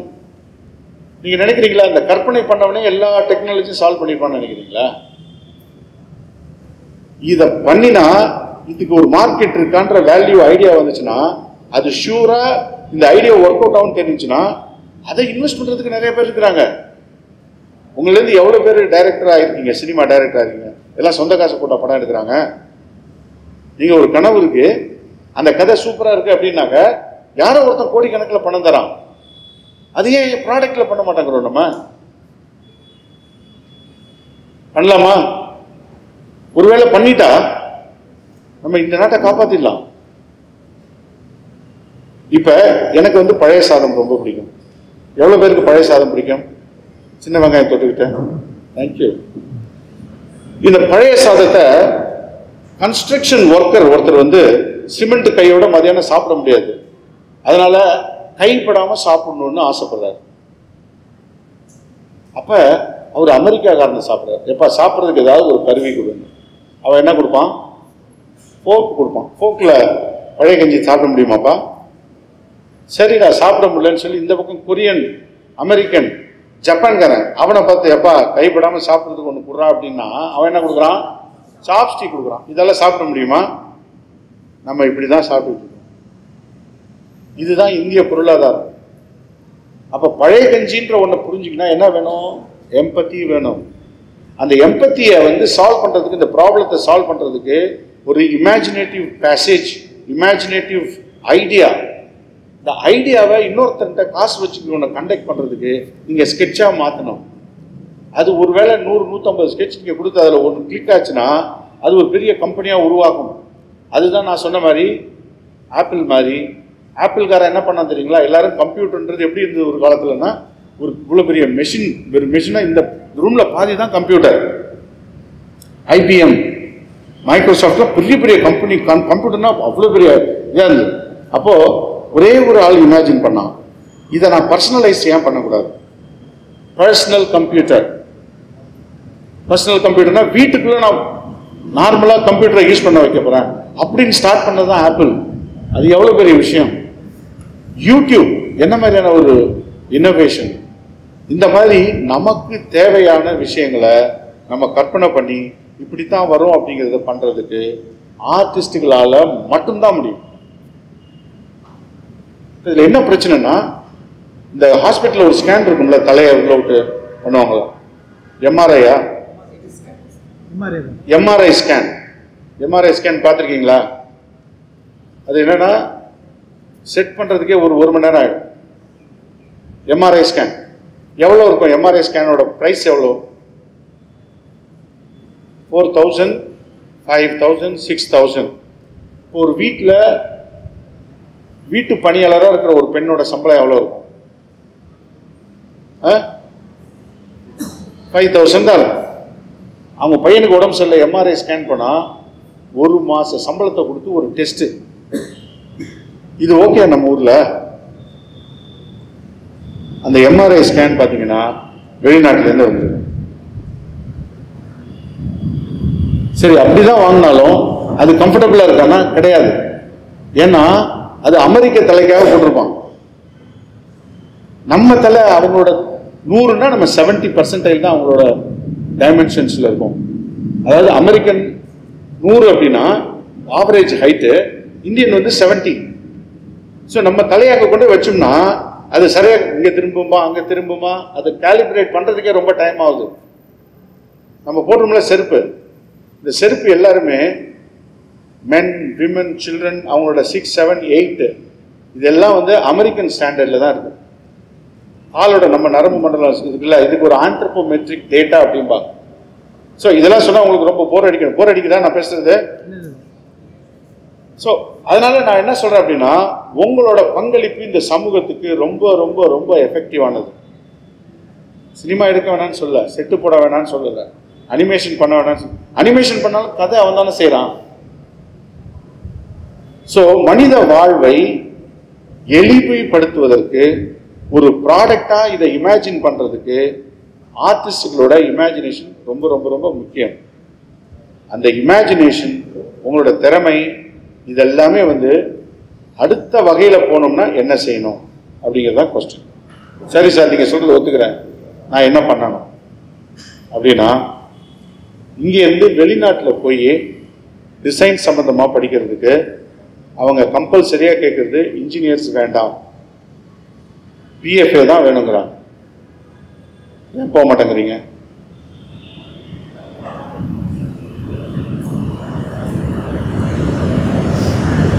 நெதர்லாந்து, ஸ்வீடன், இந்த மாதிரி ஸ்காண்டினேவியன் கண்ட்ரீஸில் மாஸ்டர்ஸ் வந்து ஆர்ட் சம்பந்தமாக படிக்கிறதுக்கு டியூஷன் ஃபீஸே இல்லை. ஏன் போக மாட்டேங்கிறீங்க? Government fellowship. ஆமாம், எம்எஃப்ஏன்னு தான் தராங்க. இந்த டிசைனுக்கு எம்எஃப்ஏ தான் தராங்க. இது சம்பந்தமாக இந்தியன் பேஸ் ஆர்ட் அந்த அது வந்து வெளியில் வந்து படிக்கிறதுக்கு கவர்மெண்ட்ல வந்து கண்ணாபின்னான்னு ஃபெல்லோஷிப்ஸ் இருக்கு. மாச சம்பளத்தோட நீங்க அங்கவே படிக்கலாம். அடுத்தது இந்த சீடுன்னு ஒரு எக்ஸாம் இருக்கு. அதுக்கு கொஞ்சம் பிரயத்தனப்பட்டு ப்ரிப்பேர் பண்ணிட்டீங்கன்னா ஐஐடி மாதிரியான உயர்கல்வி நிறுவனங்கள்ல மாஸ்டர்ஸ் ப்ராடக்ட் டிசைன் போய் படிக்கலாம். அதுக்கு ஒரு மாசத்துக்கு ஸ்டைஃபண்ட் வந்து 25,000 ரூபா. அடுத்த வருஷம் 30-35,000 ஆக போகும். அதாவது படிக்கிறதுக்கு அவன் பைசா தரான். நான் போய் படிக்கும்போது அது 3000 இன்னும் இருந்தது. அப்போ அது பெரிய காசு. அதை எழுதலாம்ல நம்ம அடுத்த லெவலுக்கு. ஸோ டிசைன் அப்படிங்கிறத நம்ம தவறாக புரிஞ்சிட்டு இருக்கோம். அதர்வைஸ் இந்தியாவில் டிசைன்ங்கிறது தவறானவர்கள் கையில் இருக்கு. நான் என்ன கேட்டால் அது ஒரு இன்ஜினியரிங்கே கிடையாது. டிசைன்ங்கிறது இன்ஜினியரிங்கே கிடையாது. இது வந்து ஒரு ஆர்டிஸ்டிக்கான சமாச்சாரம். இந்த ஊரில் இந்த காலேஜில் நீங்கள் ஏன் டிசைன் கோர்ஸ் ஸ்டார்ட் பண்ணக்கூடாது? அதாவது ப்ராடக்ட் டிசைன், நீங்கள் ஏற்கனவே டிசைன் வச்சுருக்கீங்க, ப்ராடக்ட் டிசைன் வச்சுக்கணும் அப்படிங்கிறதே சொல்லிட்டு, இதுக்கு பிறகு உங்களுக்கு ஏதாவது சந்தேகங்கள் ஏதாவது இன்ட்ராக்ட் பண்ணணும்னா தயவுசெய்து கான்டாக்ட் பண்ணுங்க. யூஸ்ஃபுல்லாக இருந்ததா?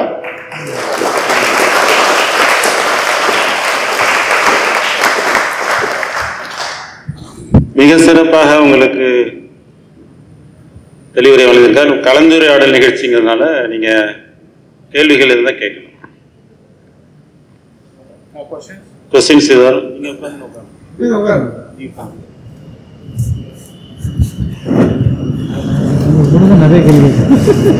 சார், நீங்க இப்ப நிறைய இன்சிடென்ட்ஸ் சொன்னீங்கல்ல சார், அதுல வந்து உங்களை பாதிச்ச ஒரு ப்ராடக்ட், நீங்க பண்ணணும்னு ஆசைப்பட்ட ப்ராடக்ட், இப்ப நீங்க பண்ணியிருக்கிறது என்ன ப்ராடக்ட்ஸ்?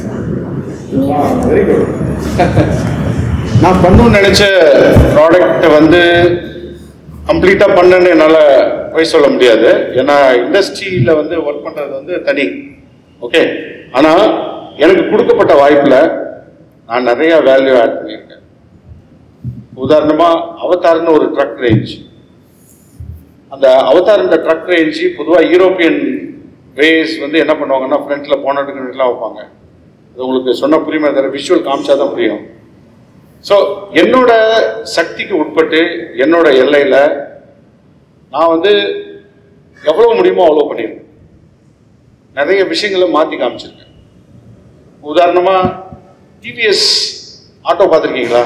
டிவிஎஸ் கீக்குன்னு ஒரு ஆட்டோ வருதுல்ல, அது நான் தான் 2005 பண்ணேன். ஃபுல் அண்ட் ஃபுல் நான் பண்ணது. அதுதான் ஃபஸ்ட்டு ஹெட்லேம்ப் வந்து கார் மாதிரி மேலே வந்தது. அதுக்கு முன்னாடி ஆட்டோவோட லேம்ப் வந்து இந்த ஃபெண்டருக்கு முன்னாடி அந்த வீலுக்கு முன்னாடி இருக்கும். ஃபஸ்ட் நான் தான் அதை தூக்கி கொரியாவில் போய் டிசைன் பண்ணி கொண்டு வந்தேன். அதுமாதிரி டேஷ்போர்ட் பண்ணேன், ரொம்ப விருப்பமாக பண்ணேன். ஸோ அதனால் நான் பண்ணுற எல்லா ப்ராடக்ட்டுமே வந்து அவங்க கொடுக்குறதுல நான் வந்து எவ்வளோ இன்னோவேஷன் பண்ண முடியுமோ அவ்வளோ பண்ணியிருக்கேன். பட் அது பத்தாது, அது நாட் ஓகே. எனக்கு நிறைய குறைகள் இருக்குது நான் சொன்ன மாதிரி. ஸோ அதெல்லாம் பண்ணுறதுக்கு நான் ஒரு நிறுவனத்துலேருந்து வெளியே வந்தால் தான் முடியும். நீங்கள் இந்த கல்லூரியில் படிக்கிற மாணவர்களை இன்டர்வியூ பண்ணீங்க அப்படின்னா அவங்களுக்கான தகுதி, அவங்களுக்கான ஸ்கில் மற்றும் அவங்க வந்து அவங்களுடைய ஆட்டிடியூட். அதாவது உங்களுக்கு ஒரு தகவல் சொல்லிடுறேன். டிவிஎஸ்ல நான் ஒர்க் பண்ணும்போது முதல்ல அங்கே சித்திரகலா பரிஷத்துக்கு போய் கிளே மாடலர்ஸ் எடுத்தாலும் நான் தான் வந்து ஃபஸ்ட்டு இந்த இந்தியாவில் இருக்கிற ஆட்டோமொபைல் இண்டஸ்ட்ரி டிசைனர்ஸ்லேயே இந்த டிரான்ஸ்போர்ட்டேஷன் டிசைன் இருக்குல்ல, அது வந்து கொஞ்சம் கழுத்து நிறையா சம்பளமும் நல்லா வருவாங்க. நான் தான் இழுத்துட்டு போய் தகராறு பண்ணி விட்டேன். அதுமாதிரி இந்த உட்காந்துருக்கார உங்கள் சீனியர் எந்திரிப்பா ப்ளீஸ், இவர் ஜெயராமன், இங்கே வந்து உங்களோட சீனியர் அவர்.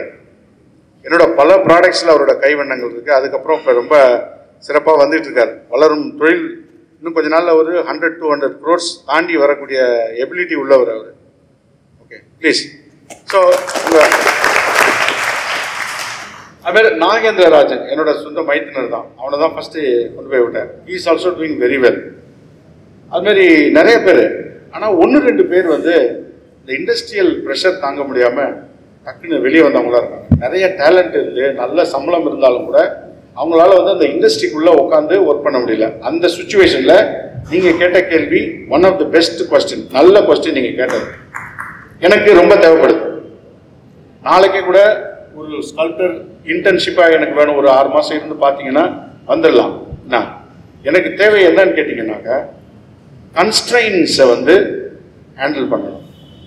இப்போ நீங்கள் கல்லூரியில் படிக்கும்போது நீங்கள் வந்து சிறகு விரித்த பறவைகள், நீங்கள் எதை நினைச்சாலும் பண்ணலாம். பட் ஆனால் இண்டஸ்ட்ரிங்கிறது ஒரு வணிக நோக்கத்துக்காக இயங்குகிற நிறுவனம். அவங்க சொல்லக்கூடிய சில விஷயங்களை அனுசரிச்சுக்கிட்டு அங்கே போய் இந்த கன்ஸ்ட்ரைன்ஸ்னா என்ன சொல்றது, நீங்கள் கன்ஸ்ட்ரைன்ஸுக்கு வந்து பெஸ்ட் எக்ஸாம்பிள்னா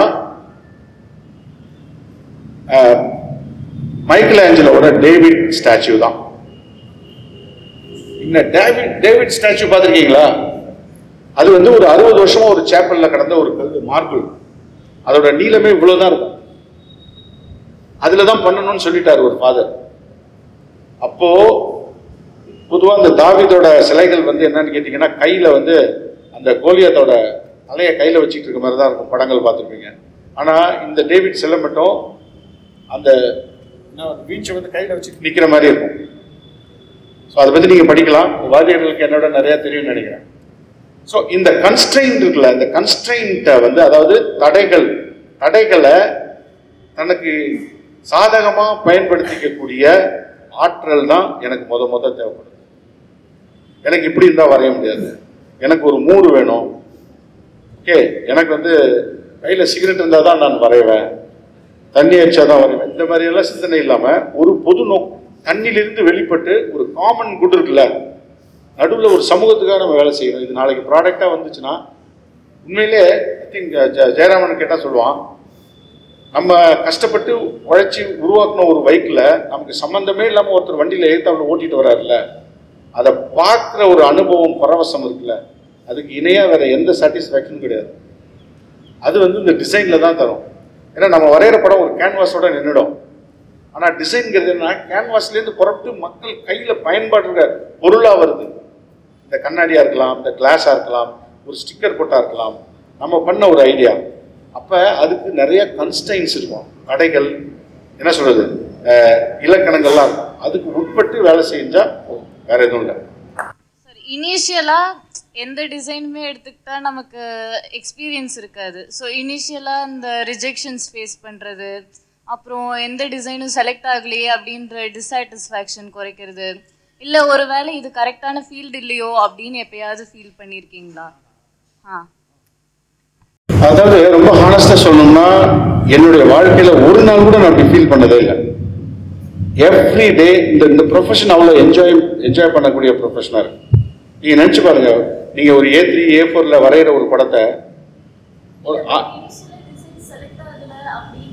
வர அதுக்கு தான் வரேன்.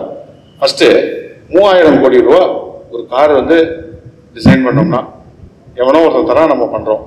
இது ஒண்ணு. அடுத்து வந்து இந்த டிரான்ஸ்போர்ட்டேஷன் டிசைனாக சரி, ப்ராடக்ட் டிசைனாக இருந்தாலும் சரி, இது ஒரு ஆளோட முயற்சி இல்லை. பர்டிகுலராக கேர்ள்ஸ் இருக்காங்கல்ல, அவங்கெல்லாம் வந்து வால்வோல ஐ திங்க் XC60ன்ற ஹோல் வெஹிக்கிள் ஒரு 40 கேர்ள்ஸ் சேர்ந்து பண்ணாங்க. இப்போ இந்த எக்ஸ்டீரியர் டிசைனில் ஒரு டீம் இருக்கும். நாங்கள் வந்து ஒரு ஸ்கெட்ச் கிளினிக் பண்ணுவோம், அதில் எல்லாரோட ஐடியாவும் வரும். அதில் செலக்ட் ஆகுது இல்லை, அதை எடுத்து திருப்பி எல்லாரும் ரிஃபைன் பண்ணுவோம். இங்கே இது என்னோட ஸ்கெட்சு ஸ்ட்ரைட்டாகவே போய் ஸ்ட்ரைட்டாக வெளியே வந்துச்சு அப்படின்னு இல்லை, இது ஒரு கூட்டு முயற்சி. நீங்கள் கேட்டது சூப்பரான கொஸ்டின். எக்ஸ்பீரியன்ஸ் இல்லைல்ல, அதுதான் டிசைனுக்கு வேணும்.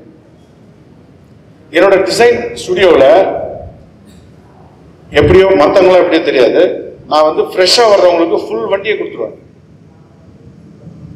இப்போ படா தோஸ்து இருக்குல்ல, அதை பண்ண பையன் ஃபர்ஸ்ட் ஃப்ரெஷ்ஷாக காலேஜ்லேருந்து வந்த பையன். ஏன் அப்படின்னு சொன்னால் அந்த இளம் கன்று பயமறியாதுன்னு சொல்லுவாங்கல்ல, அவங்க எக்ஸ்ப்ளோர் பண்ணுவாங்க. அதை வந்து மேனுஃபேக்சர் பண்ணுற உத்தி எனக்கு தெரியும், அதனால நான் அவங்கள்ட்ட ஃபுல் அண்ட் ஃபுல் கொடுத்துருவேன். அதாவது ஒரு ப்ரோக்ராம் மேனேஜர், அதில் எல்லாரும் சேர்ந்து ஒர்க் பண்ணுவாங்க. இப்போ என்னோட ஸ்கெட்ச் செலக்ட் ஆகலைன்னா கண்டிப்பாக ஒருத்தம் வரும். நீங்கள் சொல்கிறது 100% கரெக்ட். எனக்கு என்னோட ஸ்கெட்சை அவர் எடுக்கலையே, அப்போ நான் இவனை விட டேலண்ட் குறைஞ்சவனா போயிட்டேனா, அதை நான் சொல்லணும்னு வந்தேன், மறந்துட்டேன். சி, ஆர்டிஸ்டுகள் வந்து மேத்தமெட்டிஷியன்ஸ் கிடையாது. நீங்கள் ஒரு தீரம் இருந்துச்சுன்னா அதை யூஸ் பண்ணி கடைசியில் டிரைவ் பண்ணி ஒரு ஆன்சர் எல்லாரும் ஒரே ஆன்சரில் வந்து நிற்பான். கரெக்டா? ஆர்ட் அப்படி கிடையாது. ஆர்ட்ன்றது there is so many parameters involved. உதாரணமாக என்னோட கண்ணு நான் எந்த ஆங்கிளில் பார்க்குறேன், என் விரல் நீட்டு, என் உடம்பு சூடு, நான் எவ்வளோ ப்ரெஷராக வந்து பென்சிலை பிடிக்கிறேன், புரியுதுங்களா? இவ்வளோ கன்ஸ்ட்ரைன்ட் வைக்கும்போது இன்னொருத்த மாதிரி என்னால் வரையவே முடியாது, என்ன மாதிரி இன்னொருத்தனாலையும் வரைய முடியாது. நீங்கள் கம்பேர் பண்ணோம்னா எது டேஸ்டான பழம்னா 4 மேங்கோ ஒரே மேங்கோ பங்கனப்பள்ளி வச்சுட்டு எது ஸ்வீட்டாக இருக்குன்னு பண்ணலாம். இங்கே ஒரு மேங்கோ, இங்கே ஒரு ஆப்பிள், இங்கே வந்து ஒரு என்ன சொல்கிறது பலாப்பழம், இதை வச்சுக்கிட்டு எது பெஸ்ட் ஆப்பிள் எப்படி பண்ண முடியும்? Artist are extremely individually different from each other. அதுதான் ஆர்டிஸ்டுக்கு வேணும். போகிற போக்கில் நம்ம ஒரு 10 லேனோட டான்ஸ் நமக்கு தேவையில்லை. ஸோ இந்த கான்ஃபிடென்ட் உங்களுக்குள்ளே வரணும். ஃபஸ்ட்டு என்னோட பர்சனல் எக்ஸ்பீரியன்ஸ் இருக்குல்ல, அதுதான் இந்த ப்ராடக்ட்டுக்கு வந்து பண்ண போகுது. இன்னைக்கு செலக்ட் ஆகுறதால நான் கம்மியான ஆள் கிடையாது. அவர் நல்லா வரைகிறதுன்றதே கிடையாதுங்க. அதாவது அசிங்கமாக வரைகிறதுன்றதே கிடையாது. ஆக்சுவலாக இது நீங்கள் உங்கள் என்ன நினைக்கிறீங்களோ அதை ஹானஸ்டாக பேப்பரில் வைக்கிறீங்கன்னா டெஃபினெட்லி. அடுத்தது டீம் ஒர்க். யாருக்கு செலக்ட் ஆச்சுன்னா இந்த பர்டிகுலர் ப்ரீஃபுக்கு இது உகந்ததாக இருக்குது இந்த நேரத்துக்கு. இப்போ அந்த ஸ்கெட்ச் எடுத்துட்டு மறுபடியும் நான் அதில் வரைவேன். அதில் வந்து செலக்ட் ஆகும்போது எல்லாரும் சேர்ந்து வருவாங்க.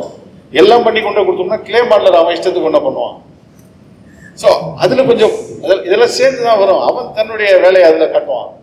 ஸோ அது முடிஞ்சுன்னா சர்ஃபேஸ் பண்ணுறவன் ஒருத்தர் பண்ணுவான். அடிதடி தான் நடக்கும். நான் சொன்ன மாதிரி பண்ண இது என் ஸ்கெட்ச் மாதிரியே இல்லைம்மா அவன்கிட்ட சண்டைக்கு போவாங்க. அவன் அது மேனுஃபேக்சர் பண்ண முடியாதுடா, ஏன்டா என் உசுர் எடுக்கிறேன் நீ சொல்லுவான். இதெல்லாம் நடக்கும். இதெல்லாம் சேர்ந்து தான் வரும். ஸோ அதனால் நீங்கள் தன்னை பார்க்கவே முடியாது, தன்னை மறந்துடணும், ஒரு காமன் கோலுக்காக வரணும். அப்போ இந்த கான்ஃபிடென்ட் லெவல் எல்லாம் அடிபட்டுரும். சார் இப்போ நிறைய நல்ல விஷயத்துக்காக வந்த ப்ராடக்ட்ஸ், இப்போ சால்ட் வாட்டர்லேருந்து வெஹிக்கல் ரன் பண்ணலாம், அதுக்கப்புறம் ரொம்ப புதக்குழியில் விழுந்த குழந்தைங்களை காப்பாற்றுறதுக்கு ஒரு மிஷின், அந்த மாதிரி இந்த சின்ன பசங்களோட சயின்ஸ் எக்ஸிபிஷன்லாம் போய் பார்த்தா அவ்வளோ க்ரியேட்டிவான ப்ராடக்ட்ஸ் நிறைய இருக்கும் சார். அது எல்லாருக்குமே தெரியுறாங்க, அது பிடிச்சிருக்கு, ஆனால் அது நடைமுறைக்கு வரதே இல்லை. அப்போ அது கரெக்டான ஹேண்ட்ஸ்க்கு போக மாட்டேங்குது அந்த ஒரு விஷயம். அதை எப்படி சார் நம்ம நினச்சா கொண்டு போகிறோம்? அதுதான் அந்த ஃபோக்கஸ் வந்து அது வந்து யூஎக்ஸ் யூஐன்னு சொல்லுவாங்க, யூசர் எக்ஸ்பீரியன்ஸ். ஓகே, இப்போ உதாரணமாக ரொம்ப நாளாக சக்கரம் வந்து சர்க்குலராக இருக்கு, சும்மா இமேஜின் பண்ணணும்னு சொல்லிட்டு அதை ஸ்கொயராக மாற்றிடுவோமா? நல்ல ஐடியா தானே, ஆனால் ஓடாதில்லை. உருள்றதுக்கு சக்கரம் வேணும்ல. அப்போ இந்த பர்பஸ் சரியாக புரிஞ்சுக்கிட்டோம்னா அதை வந்து நடைமுறை ஆகிடும். இந்த பர்பஸ் கரெக்டாக வந்தது தான் வந்து ப்ராடக்டாக ரீச் ஆகிடும். மற்றதெல்லாம் பதர்கள், ஒரு சின்ன எக்ஸைட்மெண்ட் வரும், பட் ஆனால் அது கடைசியாக வந்து உகந்ததா இல்லை. ஓகே, மக்கள் வந்து நம்மளோட ரொம்ப ரொம்ப மார்க்கெட் வந்து நம்மளோட அதிகம் உள்ளவங்க. அது வந்து அவங்க வந்து தேவையில்லாத ரிஜெக்ட் பண்ணிடுவாங்க. ஸோ அதுக்காக நம்ம முயற்சி நிறுத்த முடியாது. அது வந்து இந்த ஸ்கூலில் பண்ணுறதுலாம் இருக்குல்ல, அவங்க டெக்னாலஜிக்கு தான் எக்ஸிபிட் பண்ண பார்க்குறாங்க. இது எனக்கு எவ்வளோ யூஸ் ஆகுதுன்னு தெரியணும்ல. தங்க ஊசிங்கிறதுக்காக இருந்து கண்ணை குத்திக்க முடியுமா? ஓகே, சார் பேசுறதுல ஒரு முக்கியமான உண்மை இருக்கு. இந்த கல்லூரி நுழைவுத் தேர்வு எழுதி அட்மிஷன் போடும்போது எல்லாருமே விரும்பி கேட்குற டிபார்ட்மெண்ட் பார்த்தீங்கன்னா பெயிண்டிங், விஷுவல், ஸ்கல்ப்சர். இதை தாண்டி கட்டாயத்தின் பேரில் எனக்கு சரி ஓகே நான் படிச்சுக்கிறேன் அப்படின்னு தான் நிறைய பேர் உள்ளே வர்றாங்க. அப்படி இல்லை, ஃபீல்டு வந்து எப்படி இருக்கு, இண்டஸ்ட்ரியல் டிசைனுக்குமான ஸ்கோப்பும் நம்முடைய ஆர்ட் தான் பேஸுன்றதை வந்துட்டு உங்களுக்கு உறுதிப்படுத்திருக்காங்க. எவ்வளோ இண்டஸ்ட்ரியல் கோர்ஸ் இருக்கு இல்லையா, ceramic design, textile design, visual communication, இதெல்லாமே வந்து முக்கியன்றதை வந்து உங்களுக்கு உறுதிப்படுத்திருக்காங்க. ஸோ இதை நீங்கள் அண்டர்ஸ்டாண்ட் பண்ணிட்டு நம்முடைய கிரியேட்டிவிட்டியை ப்ராடக்டாக யூசர் ஃப்ரெண்ட்லியாக மக்களுக்கு எப்படி போய் கொண்டு சேர்க்கறது, நம்முடைய கற்பனை வந்து நம்ம சக மனிதர்களுக்கு எப்படி பயன்படுத்துறதுன்றதை வந்து நீங்கள் வந்து யோசித்து அந்த ஃபீல்டையும் நீங்கள் பயணிக்கின்றதை வந்து என்னுடைய ஆவலாக தெரிவித்துக் கொள்கிறோம். உங்களுக்கு நன்றி வழங்க விரிவுரையாளர் திரு ரவிச்சந்திரன் அவர்கள் கூறுவார். நன்றி கிருஷ்ணமூர்த்தி. தமிழ்நாடு அரசு கலை பண்பாட்டுத்துறை அரசு கவின் கலை கல்லூரி கலைகளோடு உரையாடல் 5வது நிகழ்வு இதுக்கு இந்த 5 நிகழ்வுக்கும் ஒரு வடிவம் கொடுத்த ஒரு முக்கியமான ஒரு யாருன்னா எங்களுடைய அவருக்கு நம்ம சொல்லி ஆகணும்.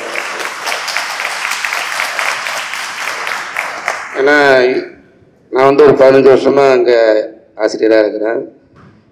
இந்த மாதிரி தொடர்ந்து 2 வருஷத்துக்கு 2 நாளுக்கு ஒரு தடவை இந்த மாதிரி ப்ரோக்ராம் நடந்ததே இல்லை. தலைமை திரு சீனிவாசன் முதல்வர் அவர்களுக்கு நன்றியை தெரிவித்துக் கொள்கிறோம். அவர் தான் முக்கியம். இதுக்கு சொன்னேன்னு அவருக்கு அனுமதி கொடுத்தாரு. அவருக்கு உங்கள் சார்பாக நன்றியை தெரிவித்துக் கொள்கிறேன். மற்றும் சாரை பற்றி நேற்று யூடியூப்ல இவருடைய இதை பார்த்தேன், பிடிஎஃப் பார்த்தோம்னா எங்கள் ஊர் பக்கத்து ஊர் தான் ஜெயங்குளத்தில் பிறந்தார். உடனே போன போட்டு ரொம்ப ஆர்வமாக பேசினேன்.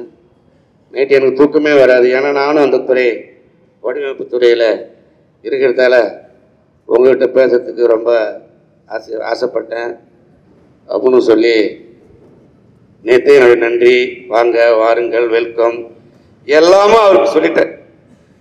இன்னைக்கு சொல்றதுக்கு ஒரு நன்றி மட்டும் பத்தாத, பல 1000 கோடி நன்றியே உங்கள் முன்னால் சொல்ல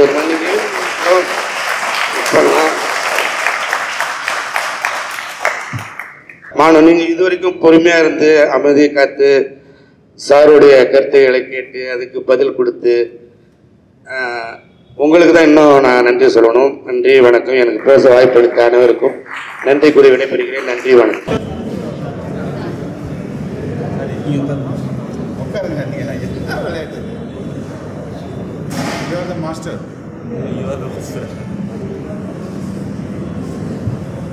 ಮೊಬೈಲ್ ಫೋಟೋ இவா நின்று வா, நீ யாரே எடுக்க சொல்லிட்டு வா, அவர்கிட்ட கொடு.